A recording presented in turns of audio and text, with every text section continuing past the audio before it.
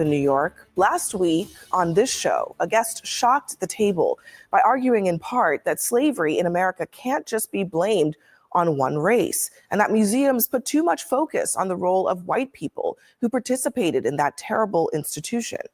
And now tonight, that same argument is being pushed by the President of the United States. Donald Trump says that one of the reasons for his crackdown on Smithsonian museums is, quote, everything discussed is how bad slavery was. What we try to do on this program is create a platform for discussion and debate that reflects the very real differences that exist in this country.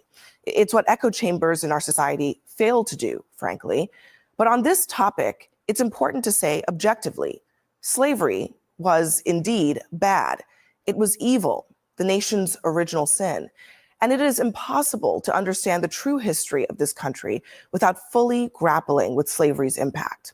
Simply because of their birthplace and the color of their skin, the bodies and spirits of Black men, women, and children were exploited for profit and power. They were forced onto ships, bound by shackles and collars that ripped off their skin. One older man described it as iron entering our souls. Some chose to jump into the waters infested with sharks rather than feel that iron. Now, once they arrived on this very soil, they were forced to work by way of the whip, despite being starved, sleep-deprived, threatened, tortured, physically and psychologically. They were auctioned off, humiliated, fearful, and separated from their families and their children. Black women and girls were raped and sexually assaulted. Many were brutally murdered and mutilated. Now, this endured for decades, centuries. And even in the places where slavery was not legal, institutions from our banks to universities were built on enslaved labor in both the North and in the South. And for many of the white Americans who did not personally own slaves, they benefited from a caste system that concentrated wealth and political power in their hands. So when we acknowledge the existence of Black people who operated George Washington's Mount Vernon or the Black hands that built the White House, we are acknowledging the existence, the perseverance, and the contributions of the souls that white supremacy sought to erase. Those people built families, they developed a culture, they were the keepers of the faith, cultivators of community. And they are the ones who deserve credit for forcing America to rid itself of the stain of slavery. Now, all of this information, these stories are from the Smithsonian's African American History Museum. And I share this not as a lecture for you, but as a lesson. America, the superpower, is largely possible only because of the superpowers of people who went lifetimes without the same rights of generations who were boosted from their backs. True history should include everything. Yes, the evils and the horrors too. And museums are supposed to be places that protect those stories, the images, the lessons, the very things that inform so much of our current state of our republic, from racism to poverty.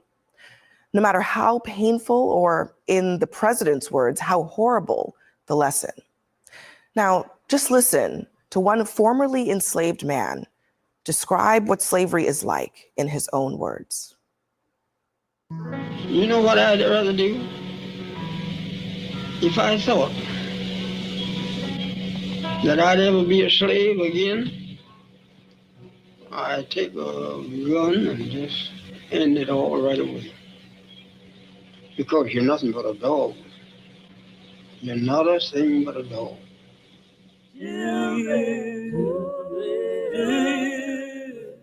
We are here in the studio with our panel, Leah Wright-Rigueur. I was actually surprised to see President Trump basically saying the quiet part out loud, that this review of the Smithsonian is not about even just something vague about reviewing history to make sure that it's fair. He wants to make it so that it talks less about slavery.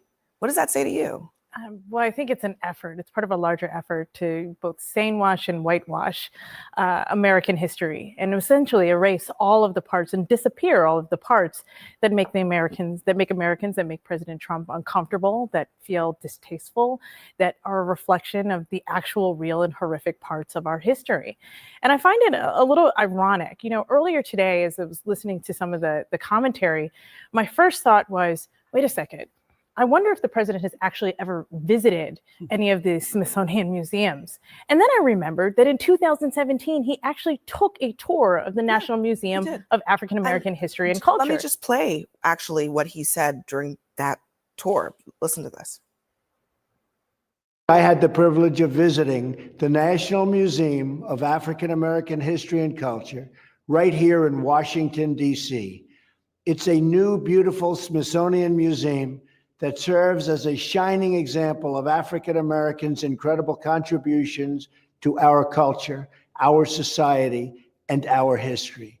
It also tells of the great struggle for freedom and equality that prevailed against the sins of slavery and the injustice of discrimination. The work and love of the people who helped create such a masterpiece is a testament to the legacy of so many leaders it honors. So was it that he didn't believe what he read from the teleprompter as he recorded that video, or what? You know, I'm really struggling to understand in a lot of ways, particularly given that the tour that he took with director Lonnie Bunch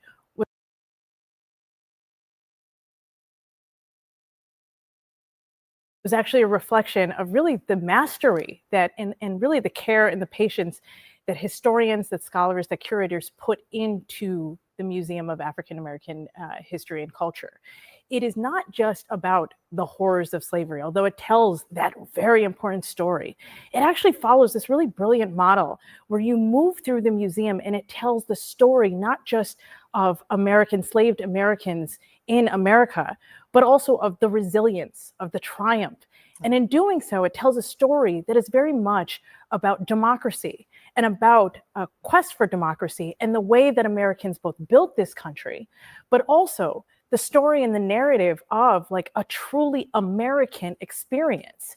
And so for the president, I think, to just simply erase that and push that away tells it, particularly after praising it a few years ago, tells us that this is part of a much larger agenda. This is part of a much larger agenda to erase things that really, I think the country is just refuses to deal with and is really uncomfortable with. He said as much by ending this post with, "This country cannot be woke because woke is broke."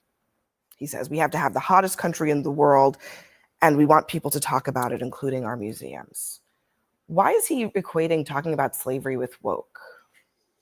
Well, look, I think, let me just start this conversation by saying that my personal view is slavery was a reprehensible institution.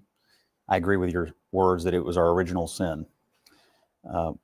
We also fought a war to eradicate it and to get over it as a country.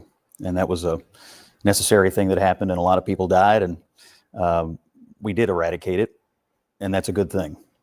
I think what he's asking is, in our museums, what defines us? Are we going to be defined by the worst moment or the worst institution or the worst mistake we ever made?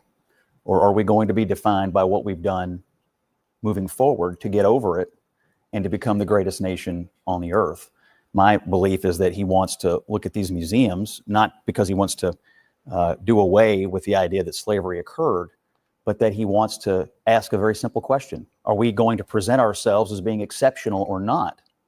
And I think he believes there is an effort by some to continue to try to define us from our worst moment instead of to try to focus and define us based on our best moments, which started when we eradicated slavery and began to move forward as the light of the world. And so that's what I think. Museums, that's what makes us an exceptional nation, is because they tell the history and the story of our country, and therefore, you know, these horrible, horrific moments in our history, the original sin, as Abby talked about, when it comes to slavery, has we of course did eradicate it, but look where we've come today. And I think those museums, like to your point, make America exceptional, and in museums all around the world that document atrocities, whether it be, from Nazi Germany to eradicating slavery here in the United States, you have to learn the lessons of the past, and to deny it is to defend it. I don't think he's denying it. And Bachi may want to comment on this as well, but I think what he wants to ask is a simple question. As we present our history,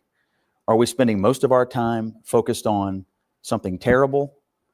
Are we going to spend more time as we enter our 250th anniversary focused on what this country has done to improve the lives of every single person who lives here? We are the light of the world for a reason, because we're an improving commodity. The question I ask when I hear you say that is, why? I mean, the idea that slavery happened, it's hard to understand what we've overcome if you don't even talk about what it was.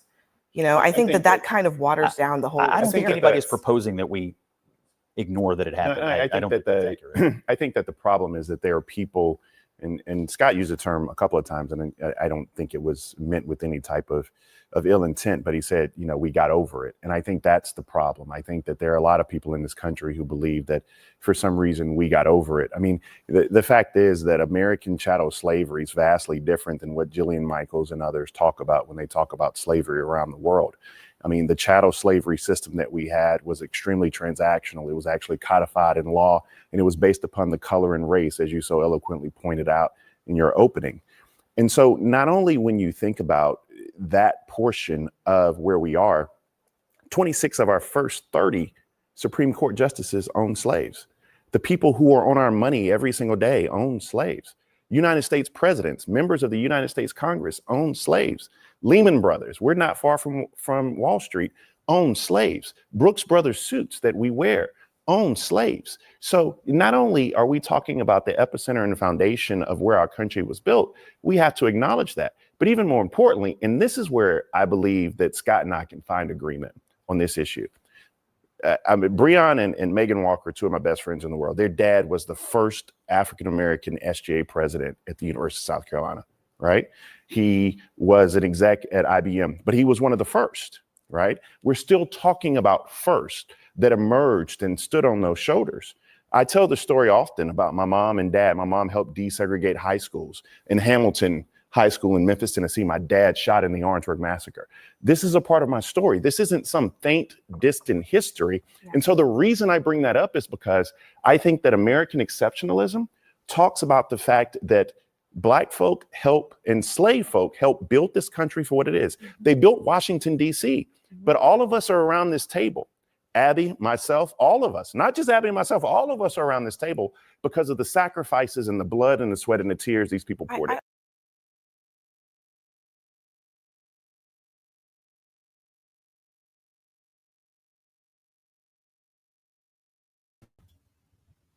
Well, good morning. This is Morning Sky. I'm your host, Sky. Now, did you see that video? Did you see that clip? This nigga Scott said, "Get over it," twice. And I'm glad that the gentleman to his left checked him on that. He G-checked him. He was like, he didn't know, he wasn't sure if it was in ill intent or if it was anything like that, but you cannot say get over it. That's like telling a Jewish person, oh, Holocaust wasn't that much, it's all right. So what, 6 million people, whatever, it's all right. You get over it. Try telling that to a Jewish person or somebody that had, may not claim to be a practicing religious Jew or a faithful Jew, but has memories of their parents or their grandparents or their great-grandparents telling them stories about what happened at the Holocaust or during the Holocaust. That's the reality of it. Texas Carnage 817. Did you not see the clip? I mean, you have to watch the clip. You just say that's a blatant statement. CNN is not a real news source. Okay, prove it. Show examples. You gave me an archive, milestone documents. Thank you for that. Thank you for that, specific idea. And of course, CNN is biased. It's more left-leaning. It's trying to be centered, while the Fox News network is more right-wing, and MSNBC about to be just what is it? They're about to change their name, drop the NBC. I think it's just gonna be MS. They're really left wing. It's like left and right, but CNN is kind of leaning leftward, even though it's kind of in the middle. But that's not the point. The point is the fact that we have to acknowledge slavery. It is in the United States of America. We can talk about the Americas and all that stuff, but hundreds of thousands of slaves from Africa, and we have to talk about that too. Africans, they didn't, like the late great Paul Mooney said, nobody built ships to get us back, or get them back, I should say. I'm going into tribalism now. But nobody built ships to get the slaves that were sent over here back. Nobody cared about them. Nobody said anything. They sold them off like a bad check, or wrote them off like a bad check. Sold them to the white man. The white man was not, of course, not the first slaver. The first slavers were black. The first slavers were African. But that's not the point. The point is the idea of white supremacy. CNN sells lawsuit viral video. Okay. Thank you. See, Texas is on it today. Thank you for the link. Let me see if I can check that out. Let me see. This is crazy.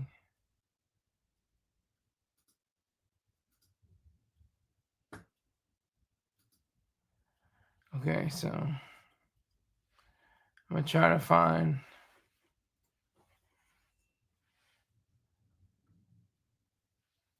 I always forget how to do this. It takes me a long time to figure this out. Takes me a long time. Takes me a while. Y'all have to bear with me. Oh boy, where are we? Content, live.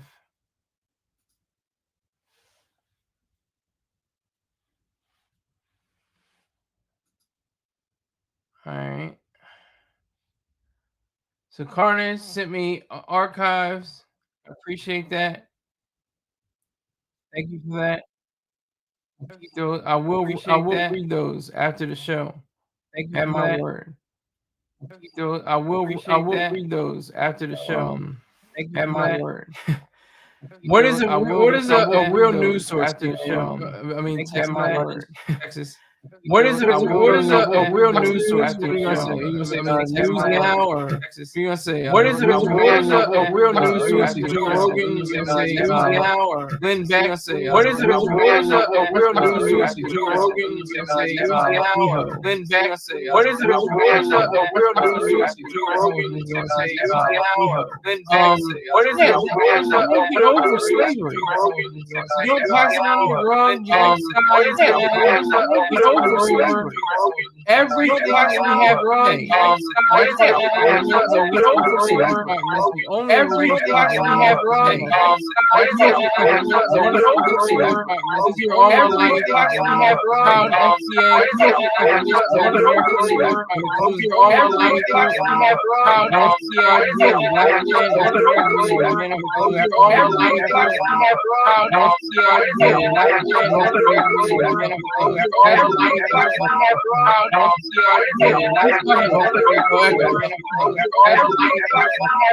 Is there an echo? Is there an echo? Is there an echo?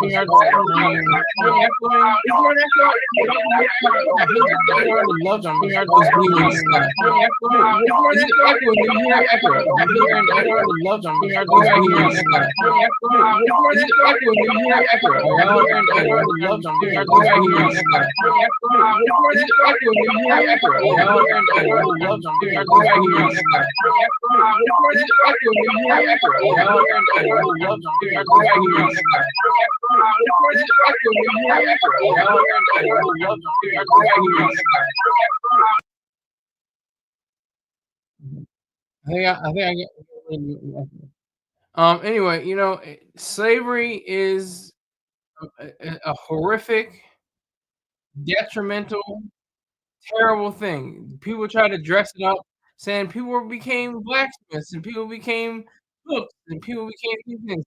They had industry, and industry based on the fact that if they try to get away, they'll chop off their foot or burn their tongue or use Derby's dose. Anybody know what Derby's dose is out there? Anybody learn from Mr. Train? I learned it from him. And I think I learned also from Malcolm Gladwell. They both talk about it. Derby's dose. Derby's dose is not really found in the United States of America as much as the Jamaican islands and the Caribbean. It really was a very disgusting and very horrific way of punishing slaves. They would ask one slave to defecate in the mouth of another slave, and it would then be whipped and lime juice would be poured into their wounds.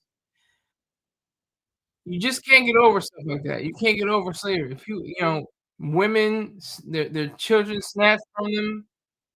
The late great Toni Morrison, she had a book called Beloved. The movie didn't do so well, but I don't think it was that bad. It was pretty good. It's just like people still aren't ready to see. I think they can read about slavery, but to project it took a long time. Went up to about 2013, I think it was, with 13 Years a Slave, and that's problematic because it had the white savior and Brad Pitt. You know, it was like, all right, okay. But it was an excellent film nonetheless, made by a tether, Steve McQueen. Who was the greatest slave salesman originally? Okay, and the voice stop. All right, good. Who sold the blacks in the slave trade originally? But I said that black Africans. Brought highest commission check in history. Brad Pitt was not a slave owner in that movie, sir. I said he was the white savior. He was the white savior at the end, sir. Pay attention to my words. Go back and check what I said. He was the white savior. He had to want to save the day, and, help out the little blackies, help out the darkies, and to be the one to step in. And I know people are going to say, well, that was an actual, what we call a slave narrative. That's actually what happened. They could have switched it up and removed it from the movie. It's like Quentin Tarantino.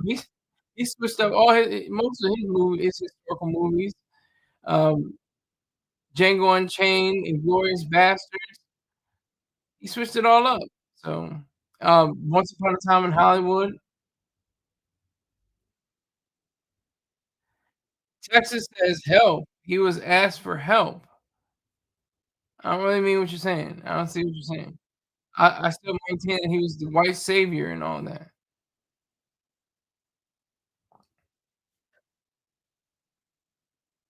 But so I'm gonna find another clip.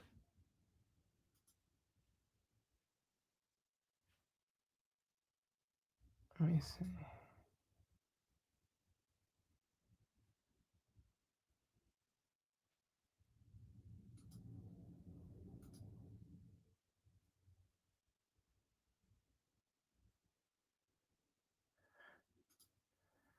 All right, here we go. Here we go with another one. Let me see.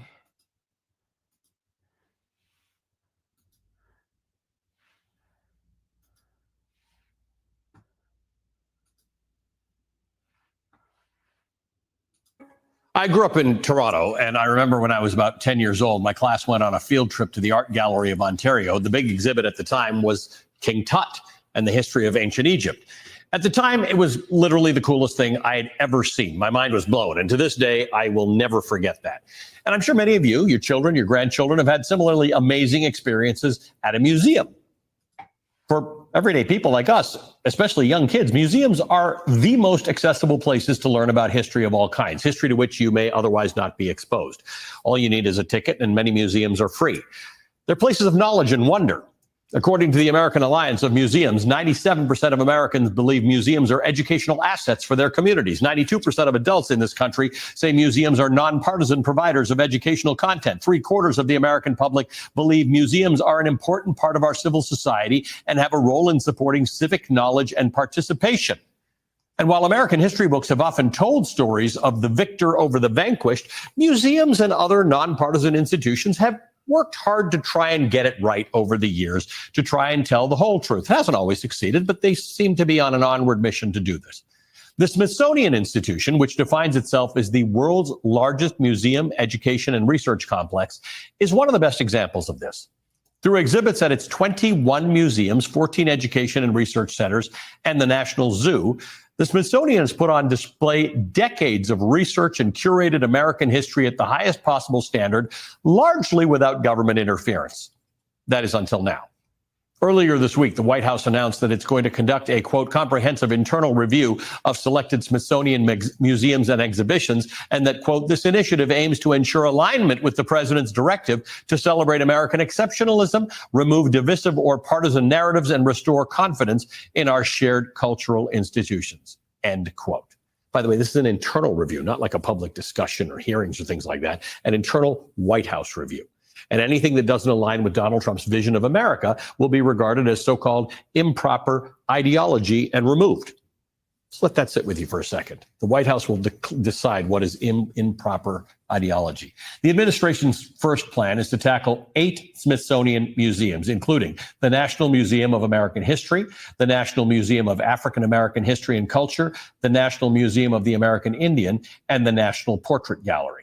Additional museums will be targeted in a second phase to be announced later.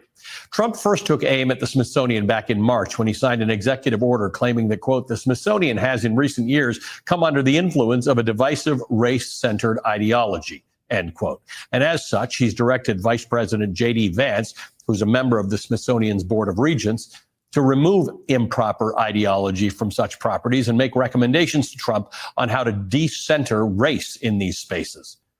Plain and simple, it's a war on history. Not the history of any one group, but our collective history, as we've learned. Hadar Harris, managing director of the Freedom of Expression Group at PEN America, summed it up this way, quote, the administration's efforts to rewrite history are a betrayal of our democratic traditions and a deeply concerning effort to strip truth from the institutions that tell our national story, from the Smithsonian to our national parks. Understanding our nation's past is critical for us to be able to navigate our nation's future. And right now, all of that is in jeopardy. Joining me now is Pulitzer Prize-winning historian John Meacham. He's the Rogers Chair in the American Presidency at Vanderbilt University and an MSNBC political analyst. John, it is great to see you. I think this is kind of remarkable. The telling of history in its fullness is what you do for a living. And it's something advanced cultures have come to appreciate, right? That history is beautiful and ugly and complicated and tough and scarred, and we will not learn unless we learn all of it. History is the divisive narrative. And that's the interesting part of the president's letter, is he says he wants to remove partisan narratives, and we can talk about that, but divisive narratives. Everything's a divisive narrative in American history, because it's a human undertaking where we have a battle between, I would argue, what Abraham Lincoln called our better angels and our worst instincts. And part of the majesty and the brilliance of the American founding was that it recognized that we were human, that we were fallen, we were frail, we were fallible. In many ways, the Constitution, I'd argue, is as theological a document as it is a legal document. The reason they made it so hard for us to do anything is because they assumed that most of what we would want to do would be bad. And we've now done everything we can to prove them right through the years. So you're exactly right. We just have to tell the whole story. Now, that doesn't mean that the prevailing narratives of a given set of historians or set of folks is somehow perfect. History is, as I would argue, is as much an art as it is a science.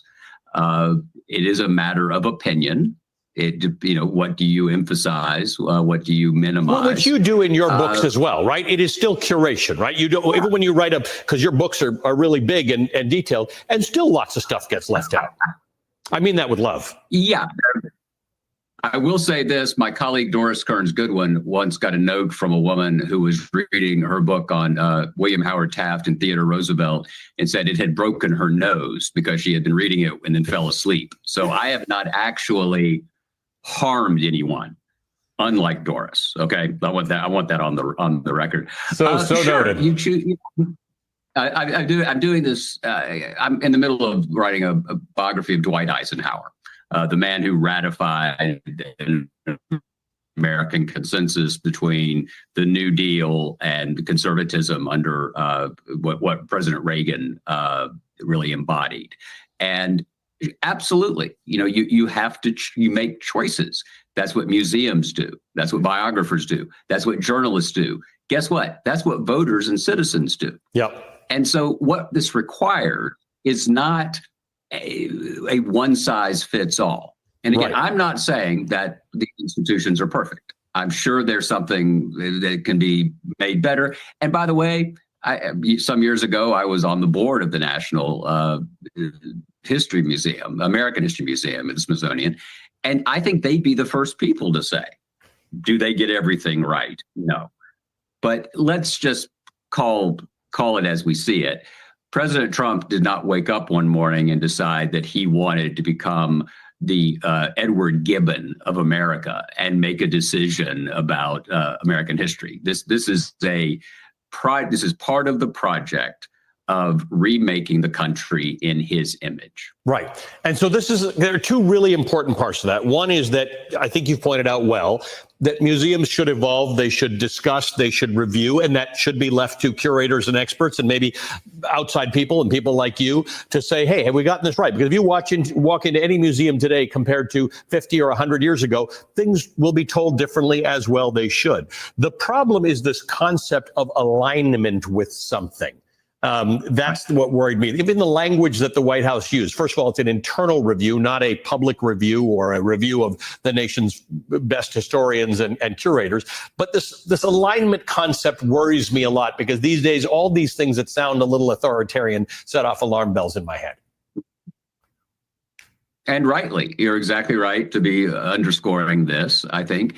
And you're also exactly right in your setup about the remarkable place the Smithsonian holds in American culture.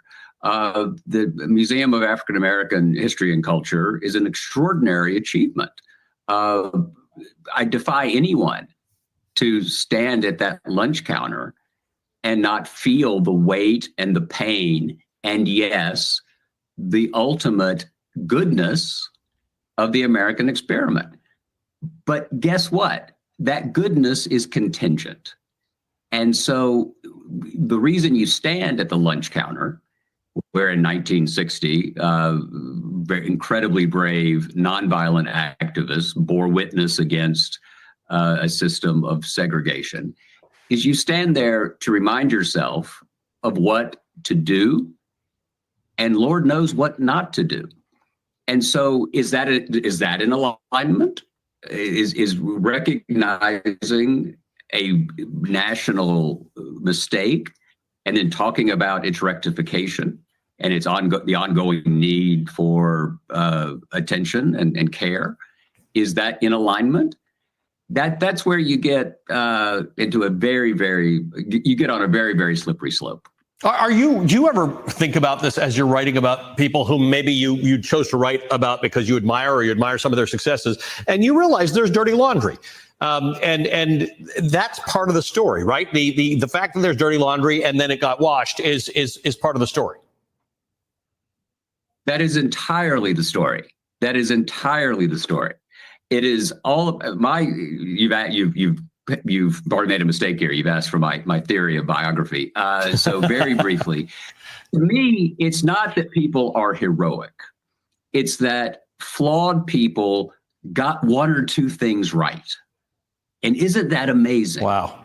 Now, most people are better than I am. That's not hard, so don't get cocky. But I know that if I do the right thing 51% of the time, that's a hell of a good day. And I don't have that many of those. And so the remarkable thing about Abraham Lincoln is that he ran for the Senate in 1858. And in Southern Illinois, he said blacks should not be on juries. They should not intermarry with white people. He was not for the full rights of citizenship. And yet, in the crucible of what he called the fiery trial, he got to emancipation. Now, his critics on what we would call the left thought it was too slow. His critics on what we would call the right said it was too fast. But he got there. He got there because of the power and the courage of enslaved people who fled the lines and all that. But that's the key. Right. Thomas Jefferson, slave owner, absolute embodiment of what we got wrong, what people like me, white Southern Protestants, got wrong for a long time. Still wrote the most important sentence, arguably ever originally rendered in English, that all men are created equal. And as my colleague Annette Gordon-Reed of Harvard says, what do you want from one guy, right? He writes the Declaration of Independence and we hold him to account for everything else. Absolutely, but how many of us have written the Declaration of Independence? Right. So the reason to tell these stories, I believe, is not, again, to put people on a pedestal to worship. It's to put them on a pedestal so more people can see them. All right, this comes in with a lot of things I wanted to discuss. I wanted to discuss about the fact that Texas Carnage 817 said that Jews don't cry about the Holocaust. They literally cry about the Holocaust. They cry, they shed tears. Tears come down their face at the least. Among gnashing and screaming and yelling because of just how horrific and just a detriment that whole period of time was for those individuals. And that should not be brushed under the rug. That should not be swept under the rug. That should not be said something like, oh, yeah, so what? You got some people who turn into the ovens. You got, they shave their heads and put them in a chamber. And okay, so what? It's 6 million, who cares? And there were more. There were blacks and other undesirables, as they were called. That is just a fact. So same thing goes with slavery. Slavery was like, I don't want to say lapsed. It was like stretched out Holocaust, and it continues to this day. To this day, our institutions, our financial institutions, like Abby said, our financial institutions, our universities, our very seat of power and government, the White House, all these different elements of America today are whispers of slavery. And if you want to get them louder, you have to really understand and recognize the power and the truth that resides behind the veil of what is called, American exceptionalism, which America is exceptional, greatest nation ever, noblest nation, from metaphysics, epistemology, ethics, politics, and aesthetics. As Ayn Rand once said, she was spot on. If you don't want to, believe me, read her book, The Virtue of Selfishness. Read her last, I think it's her last essay, Racism. That really got me charged. I was like, this is it. Because that's all racism is. It's a collectivism. It's barnyard collectivism, as Ayn Rand once said. It's a way of showing that you are tearing down other people or classifying yourself against other human beings, other individuals, based on chemicals, based on texture of hair, based on color of hair, color of eyes, color of skin. These non-essentials that make no sense otherwise than what people look like. But I know people are going to say, oh, there's more than black slaves and Africans were the first ones to say, and that's all true, all facts. I'm not going to deny that. There were freed slaves or escaped slaves that had slaves in the North. There were slaves that bought it was called remuneration. They bought their way out of slavery. So that's just that. Are we going to have to hear? Okay, that's the same one. But yeah, and this is the thing with the Smithsonian. Let me get this out and get this clear.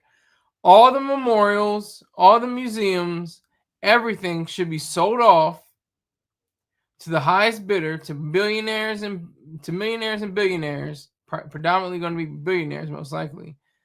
And we should have those specific areas designated for private use only. There should be no government quote unquote property. It should be leased by the government. They should be able to have some kind of 99-year lease on spaces. You know, let's give the Smithsonian museum system and other museum systems, sell them off, and we wouldn't have these troubles. We wouldn't have problems. Oh, Trump's taking away the African American museum. Oh my God.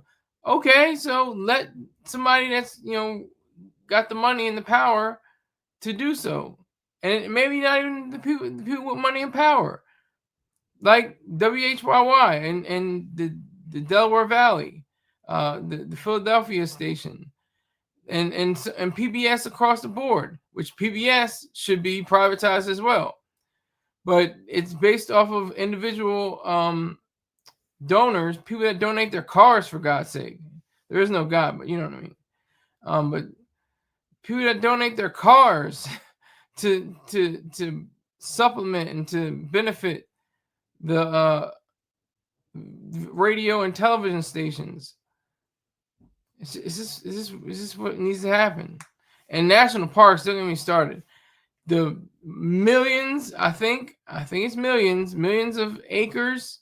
If I'm not mistaken, I think there are millions of acres that are owned by government, quote unquote, owned by government. That needs to change. They need to sell them off with the quickness, without hesitation. I'm glad he hit upon those points. He hit upon another point that I was saying. The sit-ins, they should not have happened. They were violating private property laws. I don't care if you say, if this restaurant is only for white people, you don't go into it. But that's the weird thing too. What is white? What is it? We're getting to another territory when we talk about, who's white and who's not. Are you colored? Okay, the color, you have some color to you. Oh, but you're Cuban. Okay, so you have straight hair and you're married to a white woman like Desi Arnaz. Do you go to the colored restaurant or restroom or anything like that? Or do you go to the whites only? What nobody really talked about that. The closest one was the late great Paul Mooney. He said that he was a nigga. Desi Arnaz is a nigga. He played Babalu. That's an African god. He played the congas. Those are from Africa. I mean, it's weird. It's just to rewrite history. I don't believe in yesterday. So there has to be a change. There has to be a driving force behind all of this. And that driving force has to be clarity, calmness, restraint, if possible. I mean, a lot of people can get pissed off, and I can understand that. I really understand it, because slavery was such a abominable and just unthinkable kind of condition. And for our president, or y'all's president, I didn't vote for him. He's saying that, slavery wasn't all that bad. Okay. Slavery wasn't all that bad. Somebody take him, separate him from his family, make him go work in a field for 20 hours a day. That's the reality of that. That's what is truth about that. So for him to downplay slavery, that's a very bad look. And he when he was back in, what was that, 8 years ago, 2017, and he was looking into the teleprompter saying all that stuff, and it didn't amount to anything because he said he turned around and said, basically, y'all niggas. He didn't say it, but I'm just saying, paraphrasing.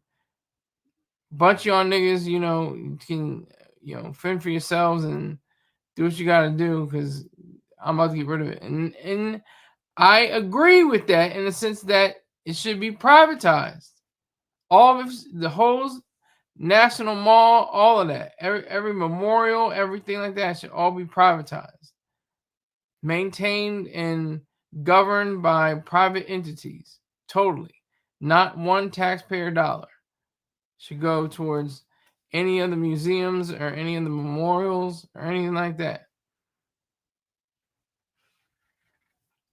So I'm gonna play another video. Let's see.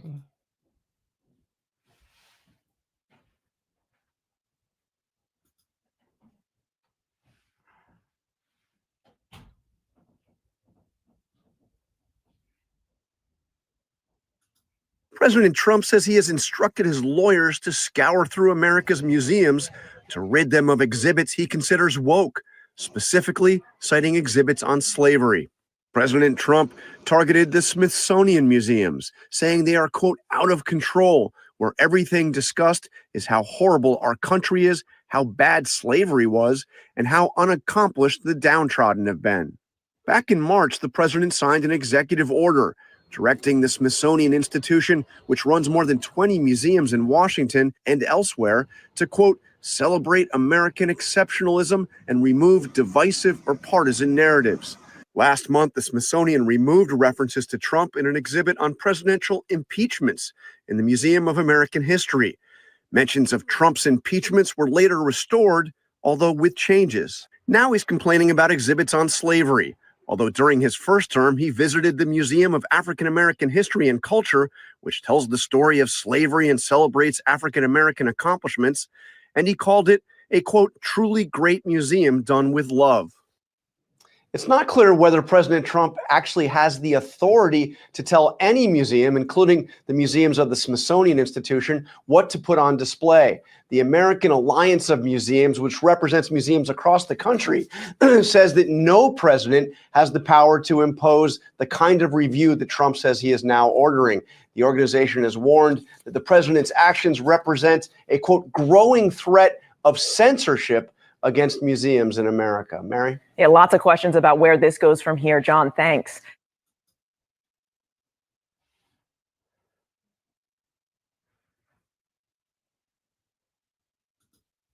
And President Trump today explaining why the White House is conducting a review of the Smithsonian museums. In a post on social media, the president accused the Smithsonian of focusing on, quote, how horrible our country is, how bad slavery was, and how unaccomplished the downtrodden have been.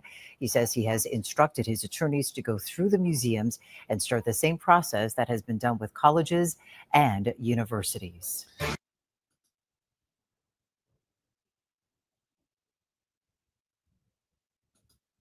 The Smithsonian museums are now in President Trump's bullseye, and the reason is linked to how it tells the story of American history.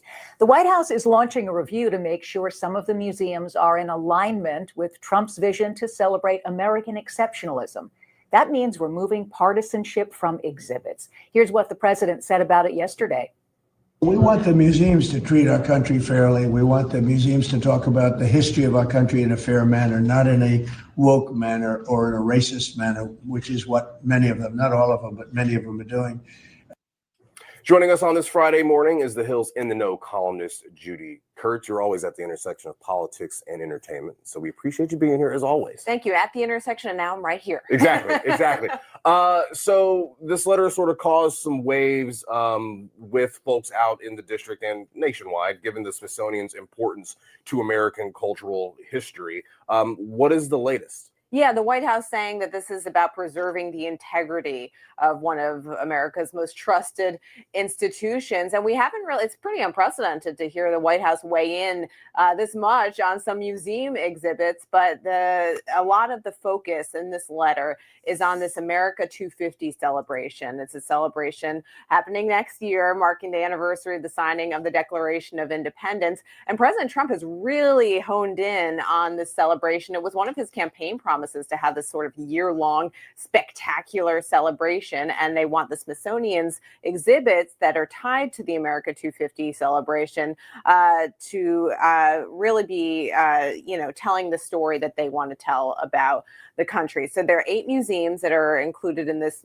letter from the museum. I think we have them here: National Museum of American History, Natural History, African American History and Culture, American Indian Museum, Air and Space Museum, and there are a few more: the American Art Museum, Portrait Gallery, the Sculpture Garden. And this is just phase 1. They actually said there's going to be a phase 2, and additional museums are going to be added. So that's like almost all of them, right? Yeah, it's a lot of them. There are 29, I think, in total with the Smithsonian Institution.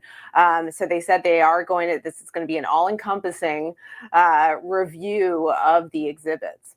What is sort of the criteria here in terms of what these museums have to do, what the president ultimately wants to do as we, again, prepare for America 250? Yeah, they said they're going to focus on public-facing content, some of the exhibitions, what kind of narratives are being told. They said they really want to make sure that there is material. I'm going to stop it right there.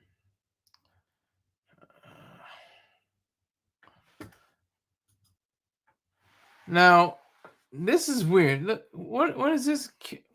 Public-facing content, curatorial process, exhibition planning, collection use, narrative standards. I don't know what the hell any of that means. I don't know what any of that. What? That sounds like word salad. That's just what? I'm stupid. I'm a community college dropout. I don't know. I ain't got the sense God gave a goose. But I'm just scratching my head, wondering what public-facing content means, curatorial process, exhibition planning, collection use, and narrative standards are. What the hell is that? Maybe she can explain. Let me see. Material that has a unifying, historically accurate content to it. And the aim here is to ensure alignment with President Trump's directive to celebrate American exceptionalism, remove divisive partisan narratives. The letter itself had a more conciliatory tone that we're going to work together to make this happen. Some of White House officials have definitely taken on a more heated language when talking about some of the Smithsonian museums. One of the 3 White House officials who signed that letter accused one of the museums of having a politically divisive exhibit, a pop culture exhibit. So definitely a lot of opinions about the Smithsonian exhibits. David Axelrod, a Democratic strategist, is one of the critics of this White House intervention into the Smithsonian, saying this is kind of a Soviet feel to it, a Stalinist feel, and trying to rewrite history. A lot of critics of President Trump and this effort say that this is basically a way for them to target DEI initiatives and practices in the government. And it's a fancy way of saying in a letter that they don't want DEI in the Smithsonian. So the Smithsonian is America's museum. People from all over the country come here. They get in for free, which is really nice, certainly a benefit to all of us locally. And I would imagine, much like the Kennedy Center is dividing people in the DMV, this probably is doing the same, Judy. Yeah, but it's unclear at this point how much we as patrons of the Smithsonian might see as an effect of this. But you're right. The Kennedy Center is one part of this kind of vision of a cultural landscape that President Trump really wants to align with his own vision for what he wants to see. And he was just at the Kennedy Center. I was there covering him on Wednesday, and he mentioned not only the Kennedy Center, but the Smithsonian and this America 250 celebration as part of that vision that he sees.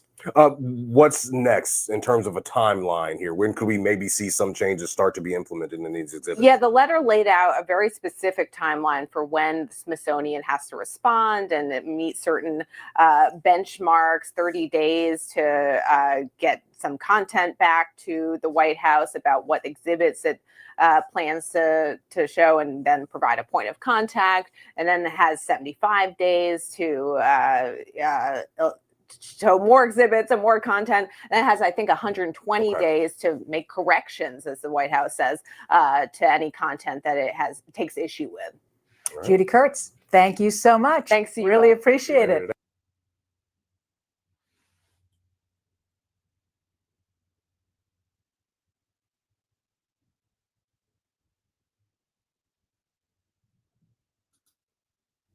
So the Trump administration is now taking on the Smithsonian, ordering a wide-ranging review of current and scheduled exhibitions at this iconic institution. They're taking a look at everything, it appears. The exhibits themselves, the text on museum walls, what appears on websites and on social media.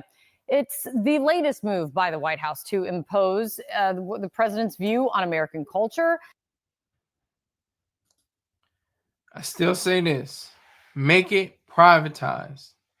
The president doesn't like it, it's too bad. And that's what happened at the lunch counter. That's what I meant to say. I don't think I finished my thought too thoroughly. The lunch counters had mustard and syrup dumped over them, sugar, coffee, maybe hot coffee. I don't know. But there were sit-ins, but like I said, they should not have been sit-ins. There should not have been sit-ins. Those are private property. If you want to have your own business, you should have your own business. Make it black and white or something like that. But like I said, it's a really weird world we live in now because you got people that are mixed with so many different races, and there's Ancestry.com, and like Paul Mooney said, white people look up their family tree. They just look at it because they know if they shake it, a nigger will fall out. It's funny, but it's serious and true. White people don't realize how many people, and they say, "Oh yeah, my Indian grandmother," and blacks do it too. My Irish grandfather and my Scottish grandmother and my Italian great grandmother and stuff like that. Black people do it too. I'm not trying to just dump on white people as something like that, but I was dumping on black people as well for the sit-ins. They should not have had sit-ins. It's a very strange world because and that's what's sad about the Civil Rights Bill that was passed 60 years ago. This last year, 1964, the Civil Rights Bill was passed. That was a detriment. That was a total blow to private and individualistic freedom. We need to have more ideas of unity and not division, but if it's private, you got to be divided. Government can't divide. It can't discriminate. And it should only be in three. It should only be in three capacities: law courts, policemen, and the military. That's it. Let me continue on with this lady. And try to purge and go along with his very public disdain of diversity, equity, and inclusion. And today, the president will be at the Kennedy Center, another institution that he took over, announcing this year's honorees. Joining us right now is CNN's Brian Stelter for more on this. And when you talk about the Smithsonian, I mean, it is the largest collection of museums in the world. There are 21 properties that make up the Smithsonian. This will have a very big impact. What are you hearing about or seeing about how they'll go about this review? Yeah, there's an overarching question here for all the viewers watching at home. Do you want Trump White House political appointees, political aides, vetting the tone and the content and the framing of museum exhibits? That is the question on the table here, because this White House letter yesterday from a trio of political appointees and aides says that they will undergo a content review and they will take a very close look at 8 of the museums to begin with. We can put on the screen 8 of the 21 museums that will be examined first. These include the National Museum of African American History and Culture and some of the other very big famous museums along the National Mall in Washington, D.C. These White House aides say they will be looking for content that they want it to be, they say, historically accurate, uplifting, and inclusive, portraying America's heritage. They say they're going to look for opportunities to make, quote, content corrections where necessary, replacing divisive or ideologically driven language with unifying and historically accurate language. Of course, who decides what's historically accurate? Historically, that would be researchers. That would be, folks at the Smithsonian who have been doing this their entire lives. So whether you believe the White House should have this role or not, it's in the eye of the beholder. Some would look at this and say, yeah, what's the big deal? Others would say, this sounds like a Stalinist purge. It sounds like something out of history books about regimes trying to control information. And what we do know about the last 6 or 7 months is that Trump and his aides are trying to exert more control over information in all sorts of ways. But there is an important note here about the Smithsonian storyline. The Smithsonian is not a part of the executive branch. It is not an agency under Trump's direct thumbprint. Courts have held it's not an agency of the government because it was established by Congress, it's funded by Congress, and it has its own board. So what will the Smithsonian do in this case, Kate? Well, we know the Smithsonian says it's going to work constructively with the White House, but I'm very curious to see just how open and helpful the Smithsonian museums are when it comes to being involved in this content review. Yeah. All right. So in conclusion, nobody's forgetting about slavery. Slavery is an important part of this country. You start whitewashing, you start banishing people from speaking and talking and writing about slavery, you're going to be in trouble. That's why I'm so glad there are people that have written in most eloquent fashion as the late great Toni Morrison, Rock and Power. She Beloved was just it threw me for a loop. I'm going to tell you, the first time I read, the only time I read it, I was like, damn, this is heavy. And then I saw the movie. I was like, wow, this is like the depiction that I saw in my head when I was reading it. But she even said herself she didn't want to write about slavery.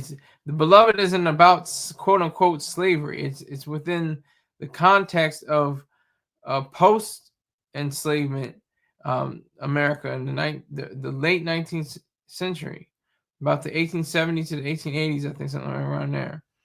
And it was really just a human story. It was about a woman who killed one of her children and tried to kill her other children so they would not witness, not experience the bondage of slavery. That was profound. And she knew that. There's a woman called Margaret Garner. She switched up the names and everything and made it fictionalized. But Toni Morrison had the insight and the powerful diction and the poetic touch to render this story and bring it into real life, bring it into real terms, because it was actually based on a real life story. So that's just one example. I mean, I've never been to the African American History Museum. I would like to go. I'd go, but I'm still fighting for it to be privatized. I'll visit it and I'll see around. Okay, they're making progress. They're doing their thing. I appreciate that, but we must not sweep it under the rug. It must not be forgotten. It must not be said as that wasn't that bad. It wasn't such a horrific, just detrimental, just abysmal kind of living, if that you can call that living, having a life where you're in total fear and your total want and hunger and strife and guilt and shame and anger, and you can't exhibit any of these things because you're a slave. You're tied to a feudal lord. And that's one thing I want to talk about too. Capitalism had nothing to do with slavery. Absolutely nothing. Slavery was feudalism and mercantilism, not capitalism. Feudalism is basically your land. You're on the land of a ruler, and you're a serf, and you have to rule. You have to till the land. You have to work the land, and you're a servant or something like that. Mercantilism is just trading back and forth. One item for another item. It's similar to capitalism, but it's very basic. It's not exactly what capitalism is. So that's the gist of it. That's the idea that is most people think, oh, well, it's the capitalist idea of slavery. Well, there was no capitalism in slavery. None. Not even an ounce.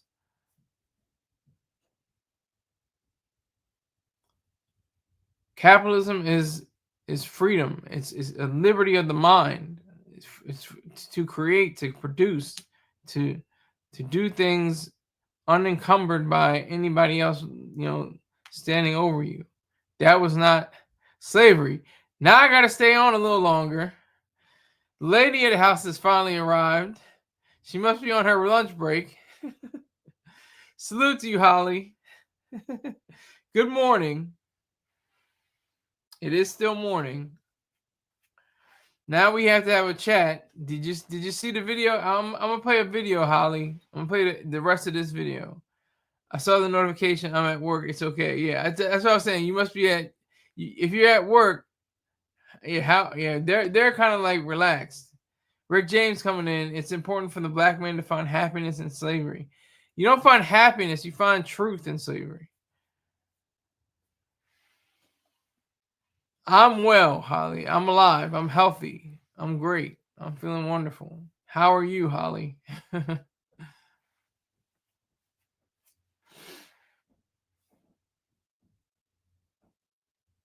I see 3 people in here. Could be 4. Could be 4,000. Rick James will know. What do I gotta say? What do I say when I see the count? What happens?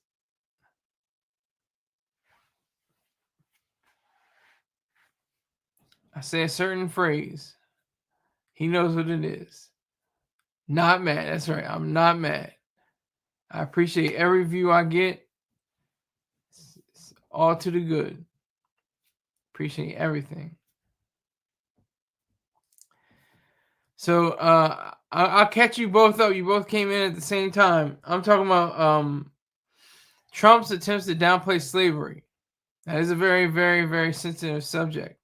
But I just outlined how he, in this interview, it said that, or in the previous interview, I think it was the previous one, or he was saying in the previous words, Trump has no authority over any of the museums. It's all governed by Congress.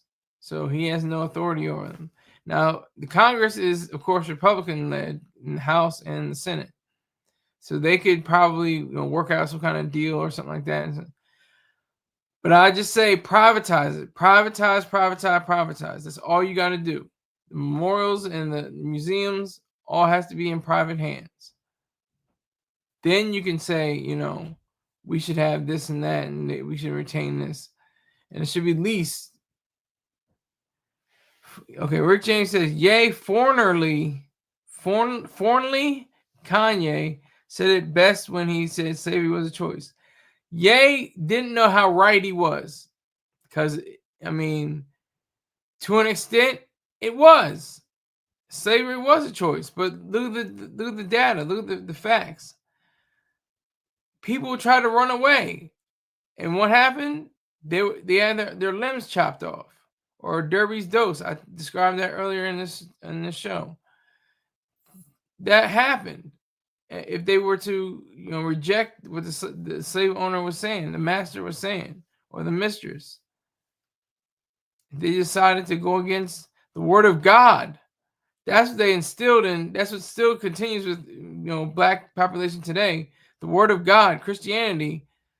They take in the parts of the Bible and try to reassess it and reframe it, restructure it into their own narrative. So that is key, and that is what's hindering the black race, the FBA, Foundation of Black Americans. They still believe in Jesus. They still believe in God, even though the Bible is full of various sections declaring how slaves must obey their master and things like that. Like, it's very problematic. I have family members that were enslaved, and great uncle John tried running away and got one of his eyes poked out. Exactly. So slavery was a choice. You had the choice to either stay on the plantation or choose to run away or find a way to get out. That was the reality.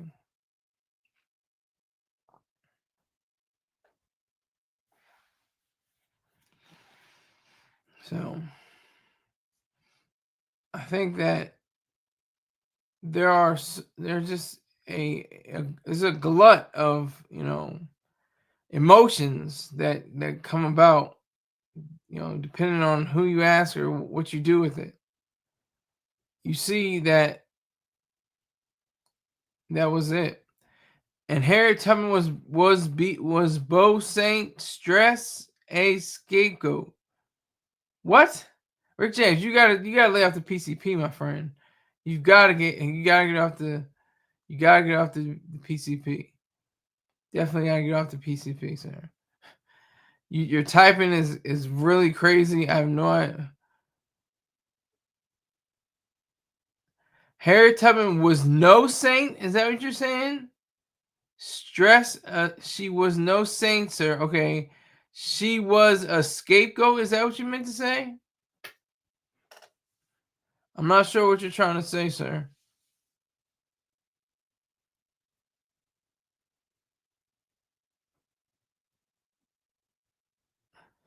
Anyway, Harriet Tubman was the closest thing, though. She was a powerful figure, however. You know, she guided hundreds of slaves to freedom, which was still costly because even in places like Philadelphia and Boston and New York, there were still slaves. They weren't working plantations, of course. They were in the house. So some people went up to Canada where there was no slavery. But the ones who stayed in America really knew foresight. I think they had foresight, not a mystical foresight, but an understanding that they could live in the noblest nation ever devised. The greatest political statement ever written was the Declaration of Independence. And we're still trying to live up to it. Still trying to live up to life, liberty, and the pursuit of happiness. And if you read the entire document, it talks about how, you know, we're supposed to defeat the kings and how, you know, different, you know, King, I think it's King George, correct me if I'm wrong. He was Thomas Jefferson, the one who drafted the Declaration, and he really had that going.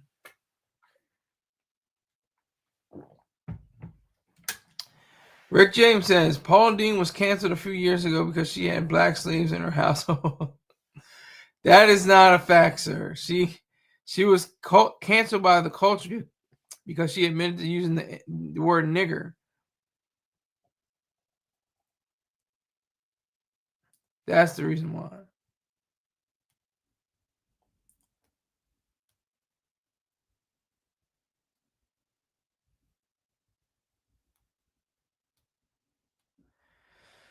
Okay, so, you know, these memorials, these museums, she also had black slaves, sir. Look it up. I'm pretty sure she did. Give me, don't tell me to look it up. Just send me a link. Send me a link. Send me a link, Rick James, and I'll look it up after that. But you just send me a link right there in the chat.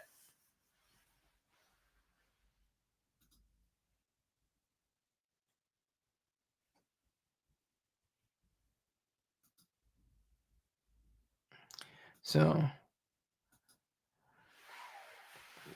there has to be a standard. There has to be a standard, you know, saying, you know, the president saying slavery wasn't so bad. Oh my God, that is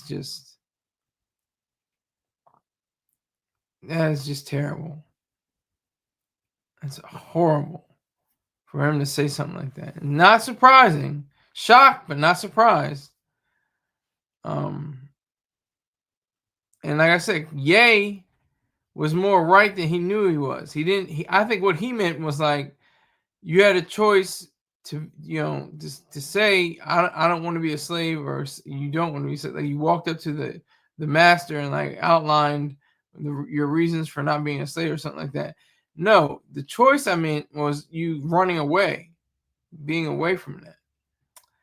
Rick James says, we want to see Trump get chained like a slave and see if he thinks it's so bad. Yeah, well, I wouldn't condone that. I wouldn't say that. I would just say, give him, the treatment of being away from his family, put in shackles and things like that. The idea of it, not it happening literally, but just to give him the mind frame of being in bondage in that cruel way. Because that's what slavery was, is cruelty.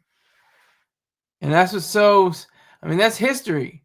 That's the original. There is no, mystical original sin. The only original sin of America is slavery. And we should always discuss it. We should always look it up. Yes, let him pick cotton in 100-degree weather. Yes, give him that idea. Just give him that mind frame, not necessarily actually, do it or something like that. But just give him that mind frame, how bad, and work for hours in the field, 16, 18, 20 hours a day, getting up at the crack of dawn again. Cheetah Man would melt. Okay. Yet black men enjoy slavery during sex, play, and letting their snow bunnies use their hard ER. Yeah, use the hard ER. What is it? That's the thing what late great Paul Mooney said about the hard ER. It's like if you say nigga, that's like putting hot sauce on goat milk or goat meat. You can fry it, you can saute it, you can bake it, you can do everything. It's still goat meat, and you put a little hot sauce on it. Doesn't mean that's like the same thing as a nigga.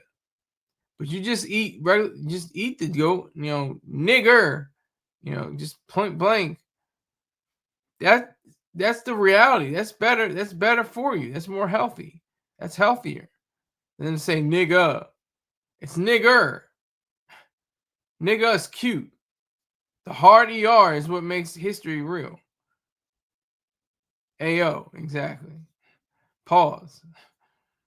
Resume. That ain't hip hop. And I'm not hip hop. I'm an objectivist. I go by the school of Ayn Rand. It's not going to be hip hop. That's like the stop snitching. Stop snitching for what? For whom? You let little babies in the street getting killed, and uncles and aunties and cousins getting killed. You should be snitching on them. Oh, I'm not going to say nothing. I saw it happen right outside my window, but I ain't going to say nothing. Hip hop is the culture, not that oldest. How is hip hop a culture, Rod? Hip hop is not a culture. It is a genre. It is a musical genre, not a culture. Sir, I have a new objective show for you. Oh Lord, Snitches Get Riches. Is that the show? But there is no objective show if it's not Ayn Rand. He knows that. Rick James knows that.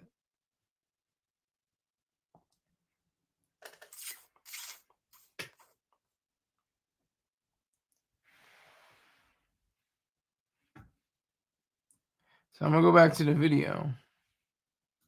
I was just about to wrap up, but Holly came in and Rick James came in and Rock came back. And really, at the end of the day, what changes are made? We've seen some of the like the DOD. They've had to admit mistakes when they've been purging websites and saying they didn't intend to, and have to reinstate things, but having to be called out and caught doing it first. We'll see what comes of this. Joining us now, CNN political commentators Karen Finney and Shermichael Singleton to walk through some of this. Good morning to both of you. Shermichael, I want to start with you on this White House review of the Smithsonian museums and exhibits to, in their words, ensure alignments with President Trump's directive. They want to, again, in their words, celebrate American exceptionalism, remove divisive or partisan narratives, and restore confidence in our shared cultural institutions. Shermichael, American history is messy. I think on our best days, you hope we wake up and do it better the next day. But all of that is there for us to learn about. And if you start to mess with that, does it not start to feel a little like? Hold on. I gotta ask you, Holly. So, what is your news source? Is it Fox News? Is it? I'm sure it's probably not MSNBC. It's not. What's going to be just MS? They're going to drop the NBC soon. So, what is it? Newsmax or World Report for print? What is not a joke, and why do you think CNN is a total joke, Holly? What are your views on CNN being a total joke? I've explained earlier how they seem to be in the middle of, but they lean left. They definitely lean left, but they're in the middle of MSNBC, the formerly known as MSNBC. I think that's just going to be MS, and Fox News on the right. Left is MS, and right is Fox. And CNN is somewhere in the middle, but leaning left. Hell no, I watch Fox News only for American news, and I watch videos from other countries. Okay. Do you watch Al Jazeera? I watch all conservative news everywhere. Okay. I can respect that. I'm against conservative and liberal. I don't like I use right and left. They're two a pox on both houses. The left is evil, and the right is incompetent, and the left is incompetent, and the right is evil. I think they're both, two sides of the same coin. Everything leaning right, though. Okay. Fox News got all the baddies. Left is the biggest turnoff now. Okay. Okay. When I met you, Holly, were you were a staunch supporter of Obama, right? You voted for Obama instead of Mitt Romney. I voted for Mitt Romney. That was in 2012. That was 13 years ago. It's crazy. But I'm totally. They're basically the same. I was a huge lib back in the. I know what you meant, day. Oh, bummer.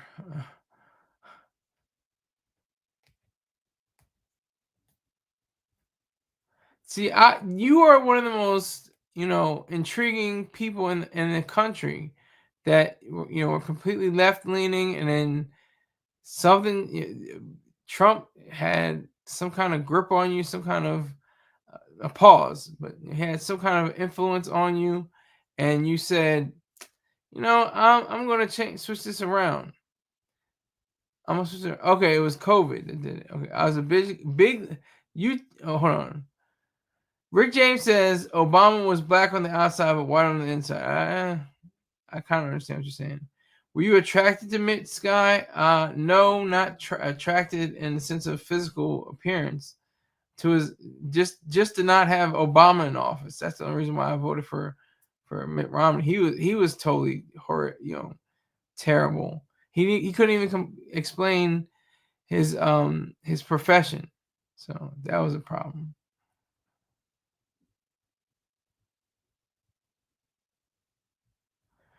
Trump is the Charles Manson of this generation. Let's not go there. I voted against Trump twice. Okay, 2 times. Joe Biden did this to me. Okay, yeah, sloppy, slow, Joe Schmo. I try to rhyme right there. But he is a nothing. He is a nobody. He did no real benefits for this country. I do agree with you on that. And he's a fellow Delawarean, making Delawareans look bad.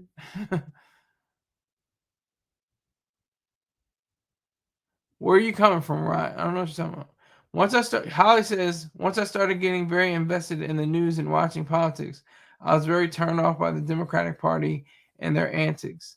I was totally anti-Trump in the past.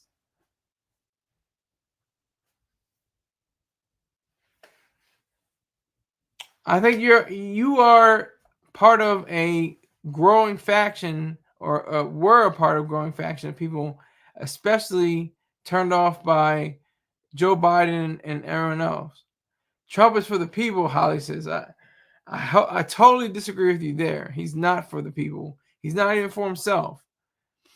He's for the disintegration of reality and reason.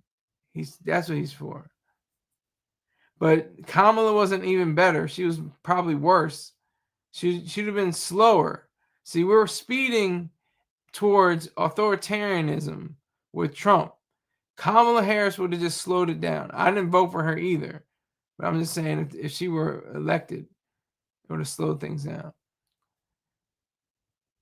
Yes, Holly, you told me that. You follow all black conservatives on YouTube. I'm trying to think. Who's his name? Williams. What's his name? You know his name, Holly.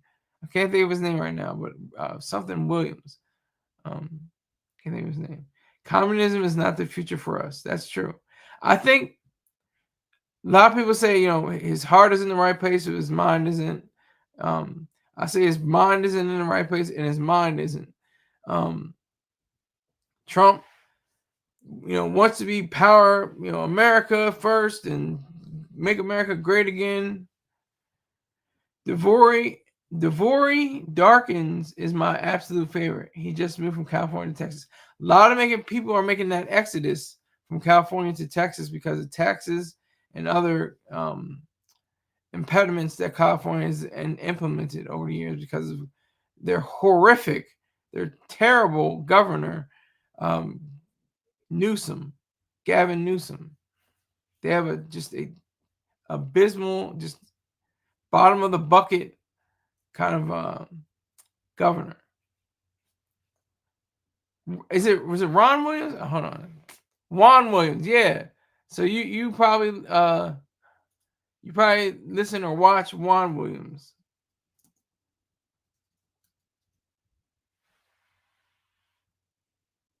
And he's a tether, Panamanian American journalist.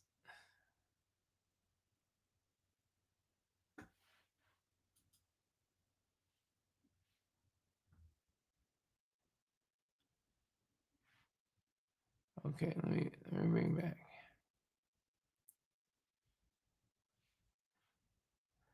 I'm just trying to see what the various ones are. Okay.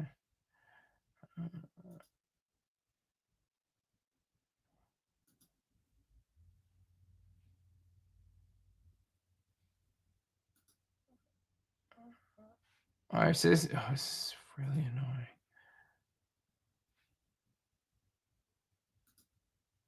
Okay, good. All right. 1980. All right. I'm gonna pick it up again. 4? Well, I mean, I wasn't born in 1984, so I don't know. Well, George Orwell, yes.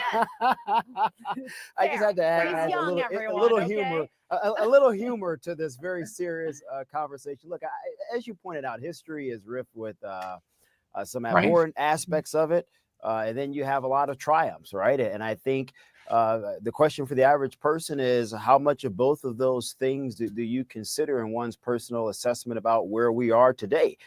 Some individuals have long argued this isn't really a new thought process, that, well, we probably shouldn't focus so much on the abhorrent part, but focus more so on the innovations. And then there are others who would argue, well, you can't overlook or minimize the abhorrent aspects, because clearly you have to acknowledge them so that we don't repeat them. I think you're going to probably ultimately find some folks that are going to say, hey, we got to meet ourselves in the middle. We got to have some middle ground on this. And as Kate was just talking about in the previous segment with Brian Stelter, you have seen in the past couple of months where some officials have attempted to make changes to only come around and say, well, wait a minute here, maybe we went too far. This was a mistake. This was an error. We need to correct this. And I ultimately think you'll probably see some combination of that moving forward, if I'm going to be honest with you. Karen, what are your thoughts on this? Yeah, I'm with you in the 1984 cultural reference, particularly given that this follows a pattern across what we're seeing Trump do. I mean, we know he's hostile to the ideas around diversity, equity, and inclusion, which I would argue represent the best of American values. Okay, this woman has totally lost it.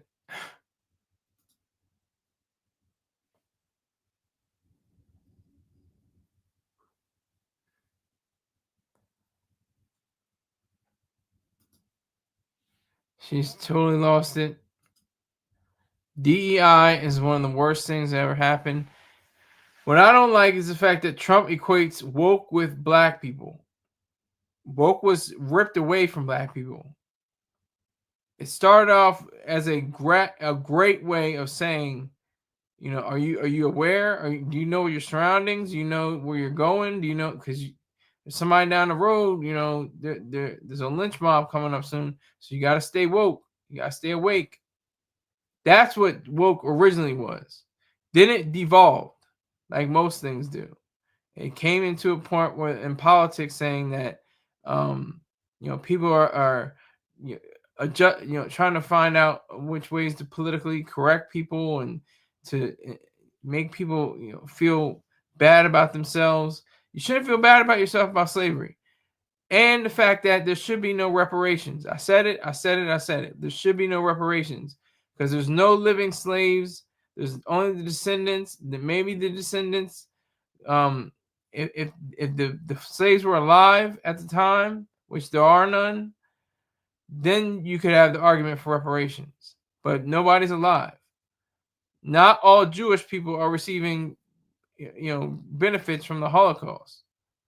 You know, payouts. Holly says, I think they equate woke with more of the fake black people like Kamala and Mandami. Is Mandami black? I didn't know Mandami was black. I thought he was like brown. I think he's brown. Or fake Native Americans like Liz Warren. Yes, Pocahontas. Yeah. Wakanda. When people think woke, they think fat black lesbians who are running things poorly, like in DC and in California. Thank you for that. The district in California. I appreciate that, Holly. He put black on his college application. Look into it. Okay. Who's he? Who's he? Who put black on his college application? And that's I mean, that's weird because it's like they're trying to find out a census who don't know what chain of command means. Okay. Mandami. Oh, Mandami put black on his application. Okay, I didn't know that. Okay. He put black on his college app. If you give me a link, that'd be beautiful. Holly, if you got a link to something, that'd be wonderful. I appreciate it. Yeah, so yeah, putting black on your college. I mean, that's just weird because it's like they have to have the numbers. They have to say, well, this person is black. You know, what is black? It's still goofy to me. So it's like if racism wasn't so, you know, just on the scale of, you know, torture and embodying all things that are negative to human life, it would be hilarious. It would be funny. That's why there's so many jokes about race and race relations, because it's hilarious on the other side of it. It's ugly and disgusting and horrific, but it's stupid. It's funny. It's like you can just, it's laughable. We have the same chemical makeup. I just have a higher concentration of melanin than Holly. Thank you for that link. Appreciate it. Thank you for the link, D. Holly says the DC police chief didn't know what chain of command was. A big black butcher. Yeah, that's pretty scary. If you don't know what the chain of command is and you're in that high position, that is a detriment to everyone around you and under you. And I'm only saying this on Holly. I need another link from her saying this. I missed this, saying that the DC police chief didn't know what the chain of command was. If you give me another link to that, if you give me this could be your next and final link. I'm not going to ask you for too much. I'll just take your word for it. But I just do this for research.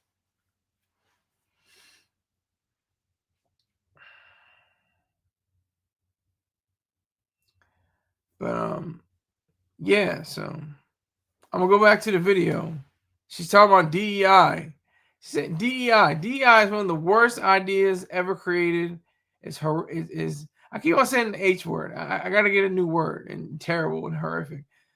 It's deplorable. Hey, there's it is. Just like Hillary's basket of deplorables. It's deplorable when people try to elevate DEI to some stature when it is completely wrong. And woke too. What today's woke, not like the 1930s and 40s and probably before. Woke totally different, meant something totally different than what it does today. It had no negative connotations, whatever. It was saying, do you know where you are, what you're doing, who you are, where your family is, where your house is, where your car is, what kind of savings you have, what kind of, are you awake? Are you aware of that? Are you woke? That's what it used to mean. Great video so far. Appreciate it, Rick James. Rod says pause. I don't know why he's pausing. Resume, Rod.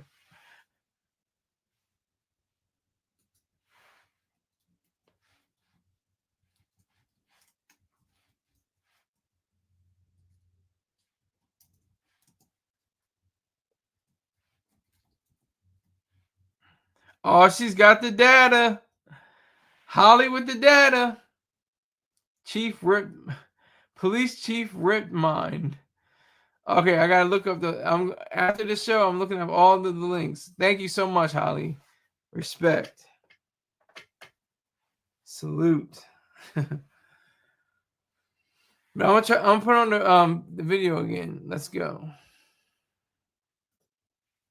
The idea that yes, history is messy, but we're constantly trying to get it right and do better. One of the museums is the National Museum of the American Indian. I remember going last year to a screening of Killers of the Flower Moon, Leonardo DiCaprio, big film, important film about a period in our history that most of us never learned about, but is so vitally important to understanding what was happening with Native Americans at that part of time in our history. But look, this follows the pattern. Think about this. So we fire the person who gives us the data. He's firing the person he doesn't like. You don't like the jobs numbers? Fire the person. Get me the sycophant who's going to give me the numbers that I like. I don't like the way history is written. I don't like that exhibit that makes me look bad. We're going to change it. I mean, this is an authoritarian playbook where he's trying to not only control access to information, but the actual information itself. And we're seeing him do this across a number of sectors, not just the museums, not just the data that is so vital, as we were just talking about. So I think we've seen this before. We're going to see more of it. I think he's going to do like they've been doing, go into it with a hatchet, not a scalpel, and it's going to be detrimental to the story of this country. And, the last thing I'll say is, it is also a sign of a weak man, a weak leader. Why are you afraid of the truth? Strong leaders take the truth, find the solutions, or figure out how do you deal with the truth. They don't just change it to suit their fancy.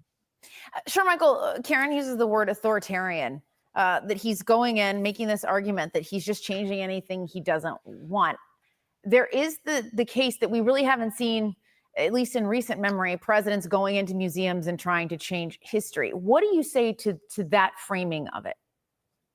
Yeah, sure. I think other presidents in the past, at least conservative presidents, have opted to focus on, again, some of the triumphs that we have seen in American history, whether that's on race or gender or even class for that matter. And I think that the president is attempting to do that, but perhaps not in the traditional way that other presidents in the past have. And so, again, I would agree with Karen that you certainly don't want to erase history. You can't erase it. The story is what the story is, the good, bad, and the ugly. But I would posit this position. How much of the past do we focus on, and how much of the triumphs and where we're headed do we focus on? I would argue it has to be a combination of the two. But again, there are some others who would say, well, sure, Michael, I get the past, but I think we got to move on if we're going to get better. And then again, I think there are others who would say, well, yeah, we should move on, but you have to learn from the things that we've gone through in order to move on. And so again, I see it as a mixed bag. Karen, I'll give you the last word on that. It's a mixed bag, but the point is, sorry, in America, the whole idea of America is that it should all be out there, and each one of us can decide for ourselves what's the part we're going to focus on. The point is, the information should be available. We shouldn't be afraid of things that might be painful. That was why we literally were founded as we were trying to escape a mad king. All right, Karen Finney. Okay. I touched on this earlier, talking about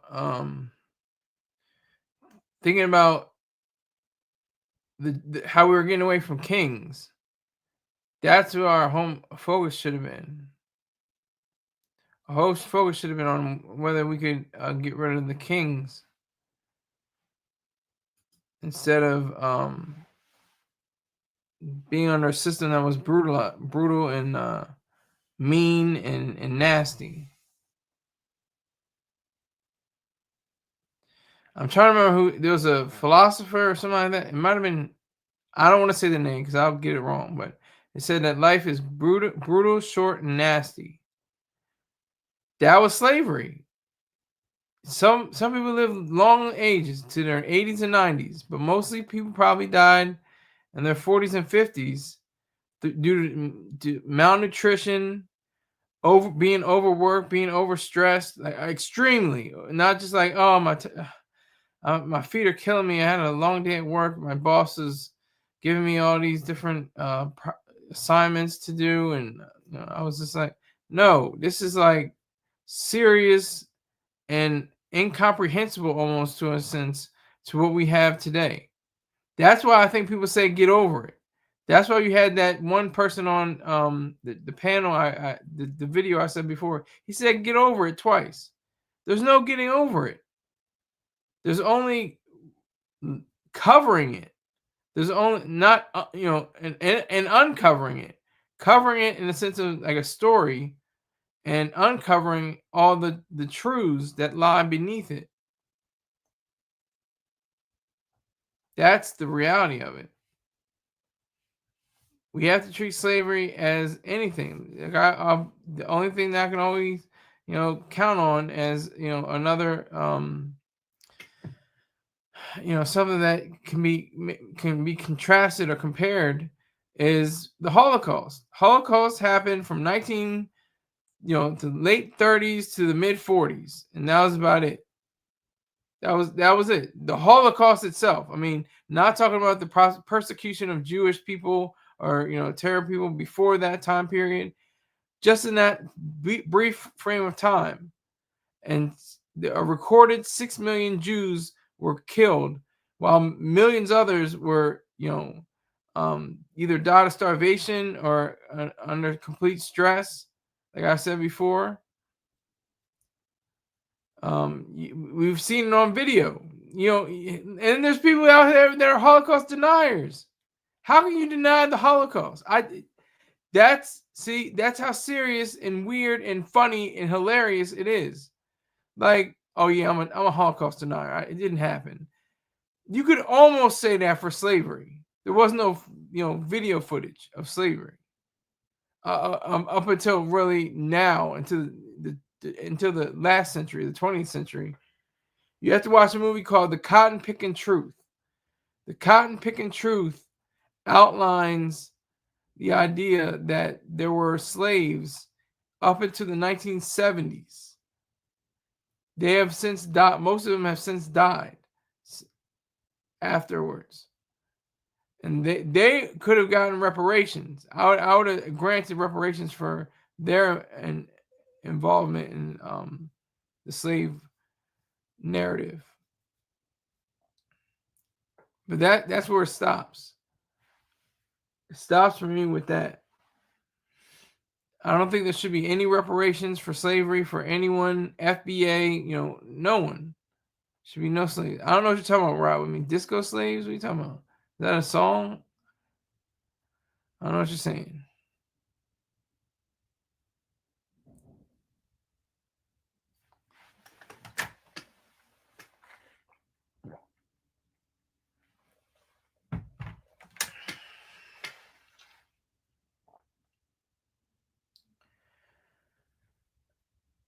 if we are to move on as a country, we can't,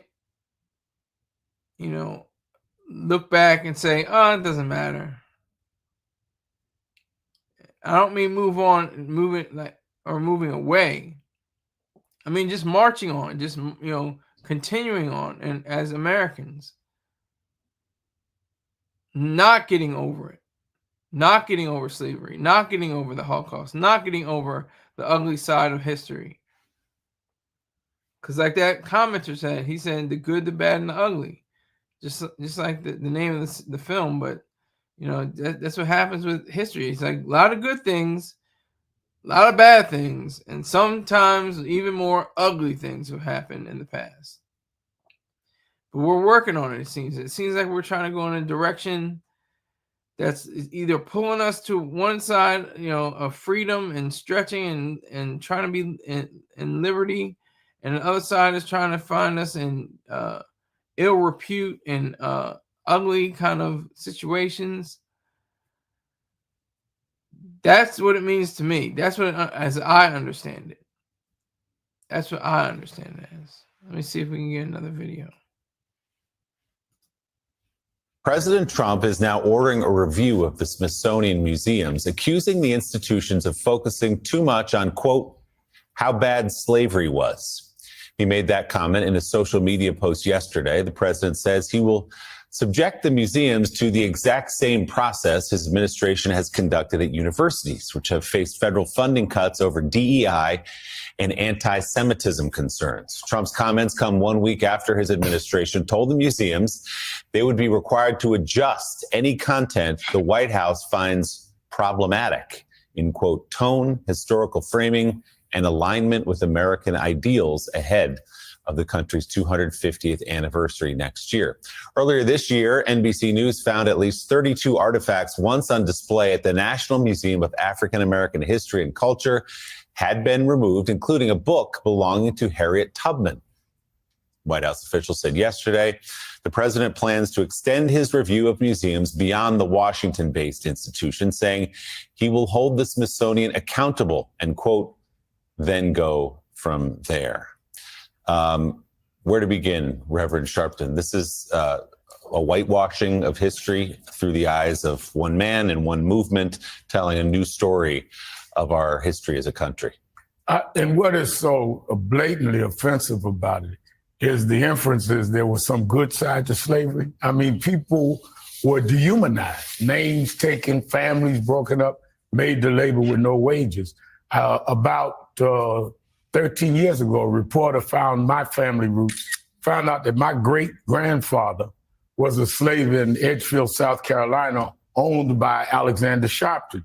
And it occurred to me, I'm named after my great-grandfather's slave master. Even my name is not my name. And on top of that, he was married to Anna Thurman, who was the cousin of Strom Thurmond. So you can't erase this. We're not talking about something that did not happen. How do you do American history without talking about that? Now, you can talk about how there were whites that fought as abolitionists and ended slavery. That's the good side. That's in the museum. Which is the emancipation. Yeah. But to act like to talk about slavery is bad is offensive and is also incorrect. And it's just as bad, and I've said this when blacks said they talk too much about the Holocaust. What happens, happens. We need to be honest about it, straight about it, and then talk about those that corrected it. Gene, we have a Holocaust museum that talks about the Holocaust. So why wouldn't we have a museum that talks about American slavery, which I think throughout, at least the last 50, 60 years, people on all sides of the political spectrum have seen as the great original sin of American history. Indeed it was. Indeed it is the great original sin of American history.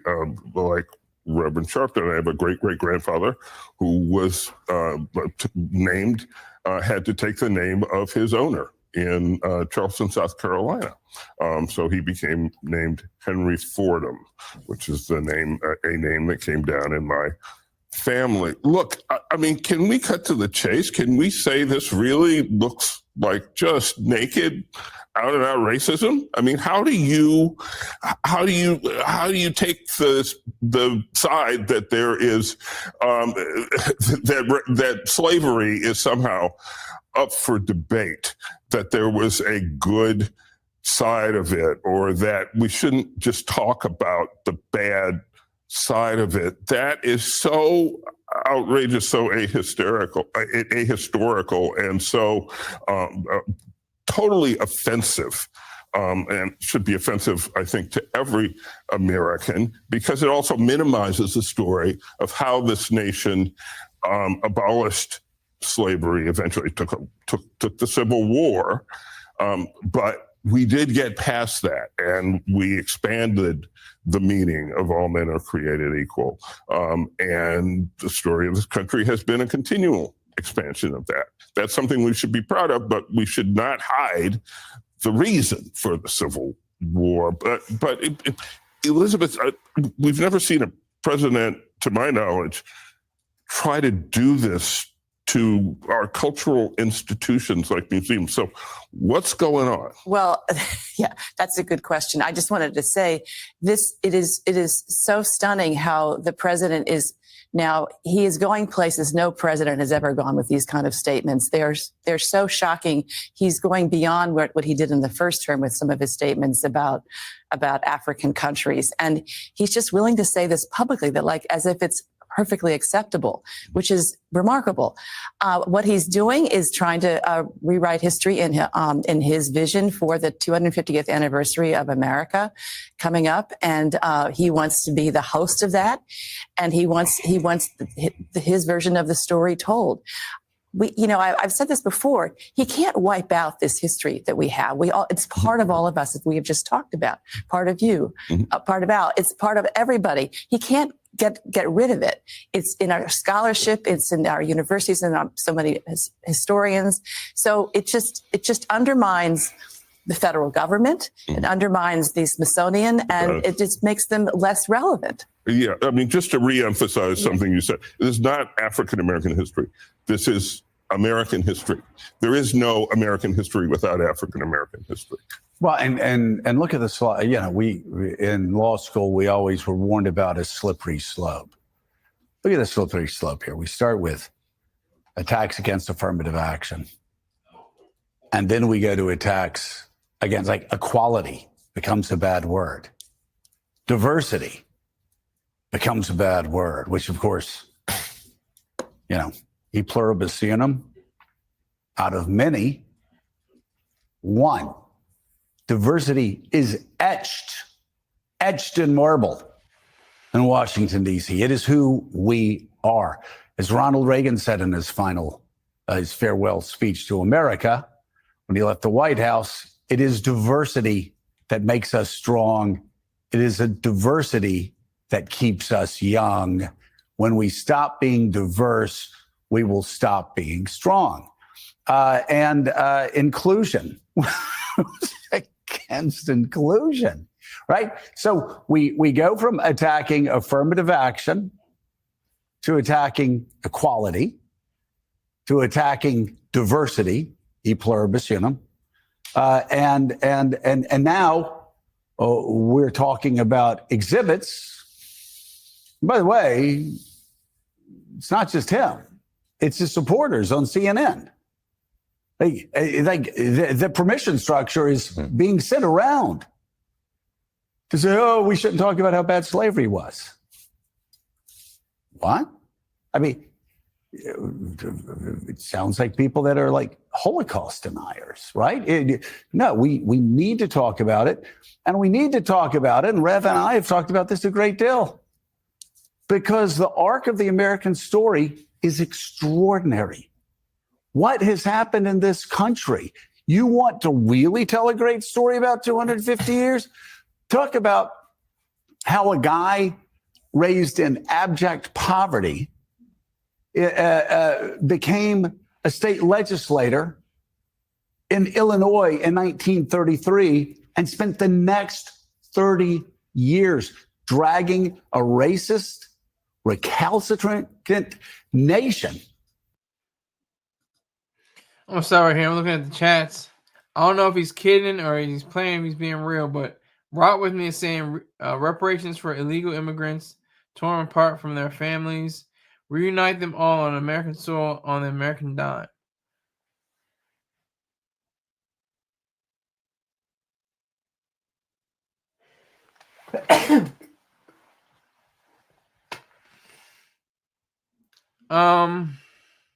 That's an interesting proposal. But I think that they will have, to not even have to do that. Holly's saying, what? Hell effing no. I think I had a nerve with Holly. I had a nerve. Second the emotion. Get them the F out. Holly's getting irate in the chat, in the live chat.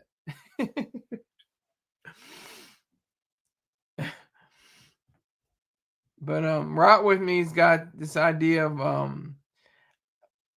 immigrants reuniting on American soil. I thought you said they go in the river. Right. But wait, illegal immigration is American history. Yes, it is. Absolutely is. Oh, Holly's like, my tax dollars? I don't know what taxes Puerto Rican households have to pay. I think they still have to pay federal income taxes because Puerto Rico is a territory of the United States. I have to research that. I know for a fact that Dr. Jerome Brook, who's on right now, he's on his own show. He found a way to get into much cheaper status. He was living in California. It was a lot of money he was selling out for taxes and a lot of things that he did not include. That would have been put to better use if he did not have to include schools, recycling, or whatever the case may be, whatever it was, he had to pay taxes on. He didn't have to do that. Yeah, I think that's the truth, but I don't know. I have to research that. It just came to my brain. I didn't do any prior research, but from what I heard from Dr. Jerome Brook, who lives in Puerto Rico currently, and it's a great place if you're of an upper class. He's in either the upper middle class or lower upper class or middle upper class, somewhere around there. I'm not trying to say his business, but he's a financier. He has a PhD. He has multiple investments and things, and he's making money from YouTube. So there you go. But it's not like slavery. It's not like slavery. Right with me. Totally different scenario. Totally different set of ideals than slavery. Didn't Star say Puerto Rican men shave their whole body?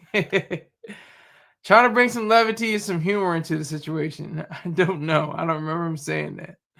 But he said he might have to bite his words. He might have to eat his words. He always dumped on Puerto Rico. He always, before even I think one of those comedians said it's a floating piece of trash out there in the Atlantic. If their infrastructure was good, PR was Holly cut off. If their infrastructure was good, PR, Puerto Rico would. She's typing so fast. She's trying to probably finish a latte, trying to work on some work, some assignments she has. She's preparing for what is it called? I can't even think what it's called. They have ish electricity, ish roads, whole place like ish. If you are poor, yes. But if you're in the upper class, like I think Dr. Jerome Brook is, life is pretty good. You're living a pretty good life. You're living a life where it's like 70 degrees, every day, or 75 to 80 degrees. Sometimes low humidity. There's a lot bad down there, unfortunately. Yeah. I work with a Puerto Rican. I'm staring him down right now. Me and the kids were there for the New Year blackout. Oh, wow. Wow.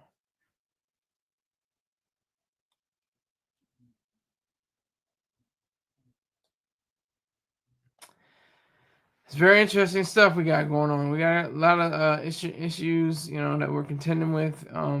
Holly saying she and the kids her children went there for the New Year blackout. Yeah, so if you're living in the affluent sections of Puerto Rico, you're probably living the high life. I'm sure you are. If you're you know, middle class or lower class, things aren't going too well for you. That sounds exciting. Rot with me is crazy. The truth behind all of it is that, you know, this whole experiment, because that's what it is. I mean, just imagine, like I said, I mean, it's cute to say, oh, there were abolitionists and there were everything like that, but most, if not all, white people owned slaves, and even abolitionists benefited from the fact that they were white skinned. That it's so stupid. It's so sad and stupid at the same time. Because of somebody's melanin concentration, somebody's melanin content, and their hair texture and their eye color. That's the reason why people were separated. Because that's what happened with, I think one of the first examples is not the first example, but one of the first examples of what racism is, because there's no such thing as race. Race is a social construct. Racism is barnyard collectivism, as Ayn Rand once said. It puts people in the side of animals almost, because you're lowering somebody's capacity to be a human being based on their skin color and their hair texture and their eye color. I mean, it's so stupid. It's so anti-intellectual. And Holly, you're going to get at me. I know you're going to get at me. But these MAGA types and versus the Black Lives Matter, I see them as the same person. MAGA and Black Lives Matter leaders are basically the same size of the coin. There we go, right and left again. MAGA's on the right, Black Lives Matter's on the left. They want the same collectivism. They want the same tribalism. They want the same, you know. Oh, it's all about our culture. Our not even a culture. Our set of ideas is better than yours. Oh, here we go. Walk with me says, you are in letters. You are not your. Y-O-U-R apostrophe R-A. Wrong. Skylar, S-K-Y-L-A-R, Sanders with a lowercase s. Like, he's just trying to be as disrespectful as possible. Tell me why I are wrong, right with me. Why are I wrong? Explain in complete and succinct detail.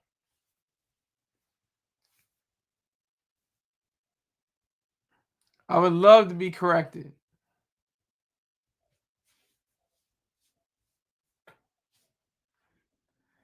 But you seem to not. You seem to be typing something. They should do the bubbles. They should. MAGA wants America first, unlike the ops.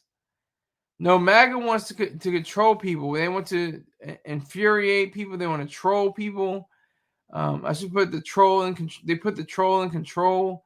MAGA, you know, maggots are, you know, just completely devoid of all ethics, morals, and values and virtues. And same thing with the Black Lives Matter. They're devoid of ethics, morals, virtues, values as well.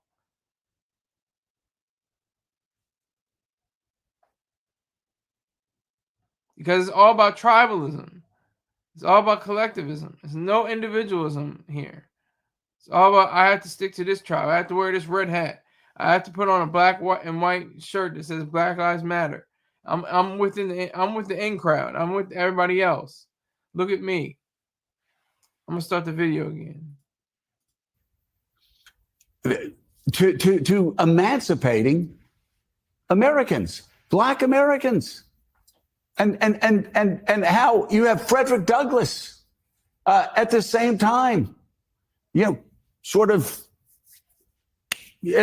going at him, but at times also being an ally with him, and together they helped bring us out of that terrible chapter in American history.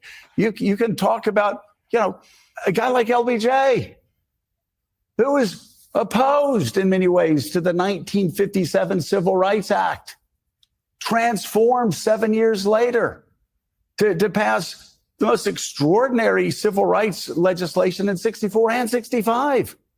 That's the story we want to. Let me stop him right there. I just talked about that before. LBJ signed the 1964 Civil Rights Bill, which is a horrific, I'm using the H word again, terrible. It was a terrible, horrible, no good, very bad signage. It took away a lot of Black businesses. That's one thing. You're talking about white businesses. It took away Black businesses. It took away, thinking about the integration of baseball. Integration of baseball was, Jackie Robinson. But look at what happened to the Negro Leagues. What happened to the lawyers and the accountants and the clothing stores and the newspapers that supported the Negro Leagues and provided advertising dollars to keep up the league. When all that passed, what happened to those businesses? They dried up. All because of integration. I'm for integration and I'm for segregation. I'm for, if you want to integrate, okay, fine. If you want to be segregationist, fine, be that way. That's I don't have a problem with it. I'm just imagining, just in modern day terms, like if Walmart said, okay, only yellow people can come in here. If you're red, black, white, brown, you can't come in here. Only yellow people can come in here. See how long that would last. See how long that company would be a multi-hundred-billion-dollar company. Maybe even I think they're in the trillions now. I think they're a 4 comma club company. But just see what happened. See what would happen if Starbucks said, we only serve Black people here. We have Black workers. We have Black customers. You can't come in here. You can't get a job here if you're not Black. See how much Starbucks would suffer. There'd be no more millionaires and billionaires on the shareholders side. Those are facts. That's just a reality. That's just economic reality. I mean, it sounds crazy. I know, because racism is hilarious, but it's sick and twisted. It's a weird space to be in. It's very strange. I'm gonna finish this video up. To tell. It is a story of a country that continues to move towards being a more perfect union. And sometimes we take some steps back.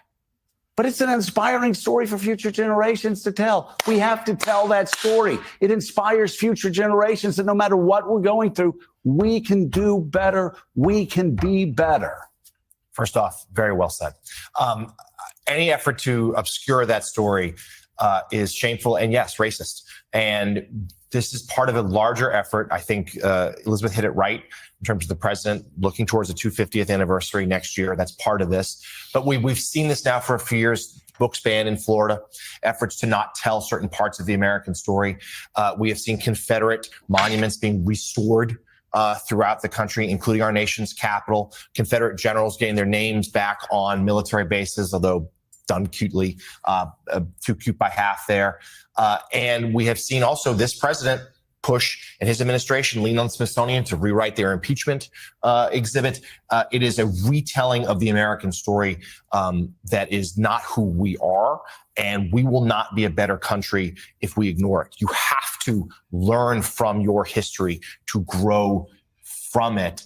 And ignoring what's come before is not a healthy sign for our present, our future, for our democracy. I mean, I'm so sorry. Yeah, I was just going to say to her, I mean, it's Stalinist, right? Just to erase things from history, to take them out of the history books, take people out of photos. And I have to just say, the African American History Museum in Washington, Rev, is one of the most extraordinary museums truly I've ever been to. I've taken my kids there. The only problem is you need 3 days to really appreciate all of it. And it's exactly what Joe said. It gets to the horrors of slavery, but then the courage of Americans to change and make us better, whether it was Frederick Douglass or Harriet Tubman, and then up through the civil rights movement. And yes, some of the white partners in that movement who had courage as well. Who died? I mean, some died. And coming off of Joe's sermonette this morning, I'm a preacher, I can grade that, is that I want to say to my grandson, I have one grandson, 6 years old, next year, 250th anniversary, that the real glory of the story, we were 181 years in slavery when the country was formed. And we got here at Jamestown in 1619. But we went 100 years after 1863. Martin Luther King did I Have a Dream at the Lincoln Memorial, talking about a dream. 40 years later, we elected a black man president. So we went from Tell that property. story. That's the story. As your congregation says, preach it. That's a story we want to tell. That's right. And that's the glory of that all of us want to tell our children. Yes, it was bad, but it was made good, and this is the story. But to whitewash the story is to deny those that paid the price to turn this country the way it should go. Amen. I think we can all And say all the people say amen, Rev. Amen.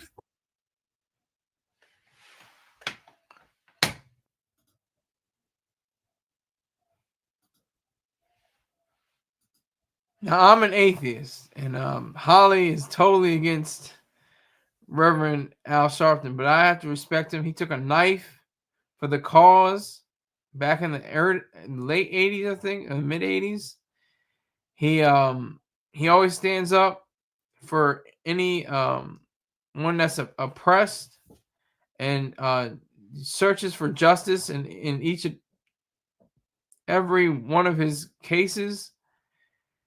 He draws it upon himself to be an upstanding individual. So I have to respect Reverend Al Sharpton. I have to give him his credit. Now, okay, so I'm gonna do another video. It's fun. Let me see.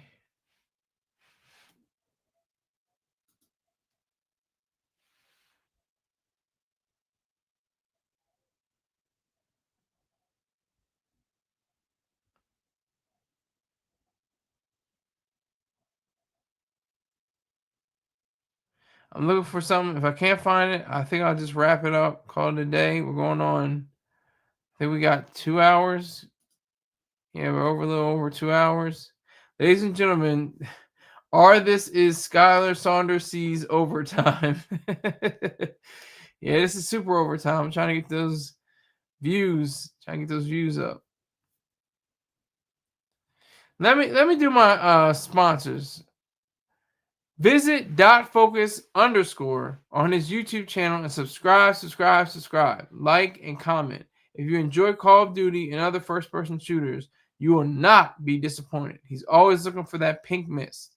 Tell him that Silly Sky sent you. All right. Also, I just got a payment from my friend, my buddy.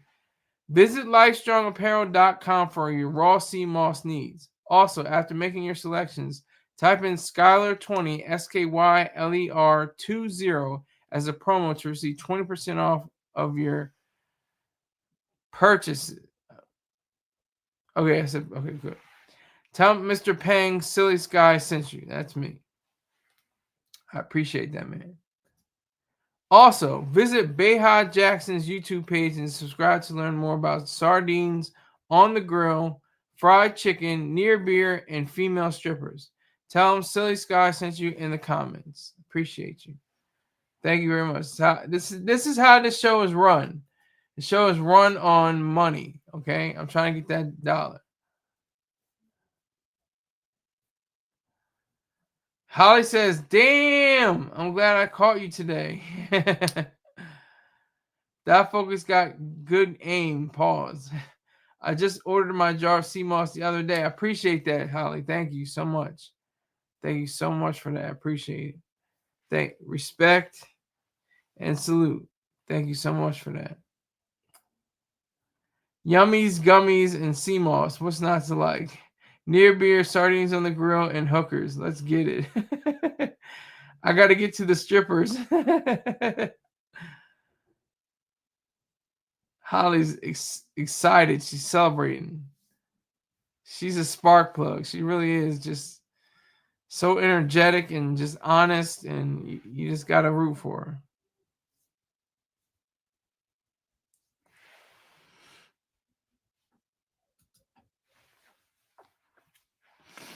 All right, so I'm just gonna wrap it up because there's not a lot of other videos that I can find.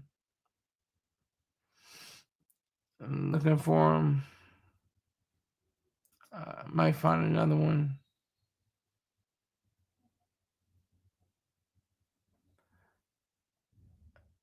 I'll do this one. This is going to be my last And video. President Trump today explaining why the White House is conducting a review of the Smithsonian museums. In a post on social media, the president accused the Smithsonian of focusing on, quote, how horrible our country is, how bad slavery was, and how unaccomplished the downtrodden have been. He says he has instructed his attorneys to go through the museums and start the same process that has been done with colleges and universities. So there you have it. In all, I hope we have learned a little something about our own lives and our own histories, how they intersect, how they interweave, how our ancestors, whatever they did in the past, I hope it doesn't have to come out to the light anymore.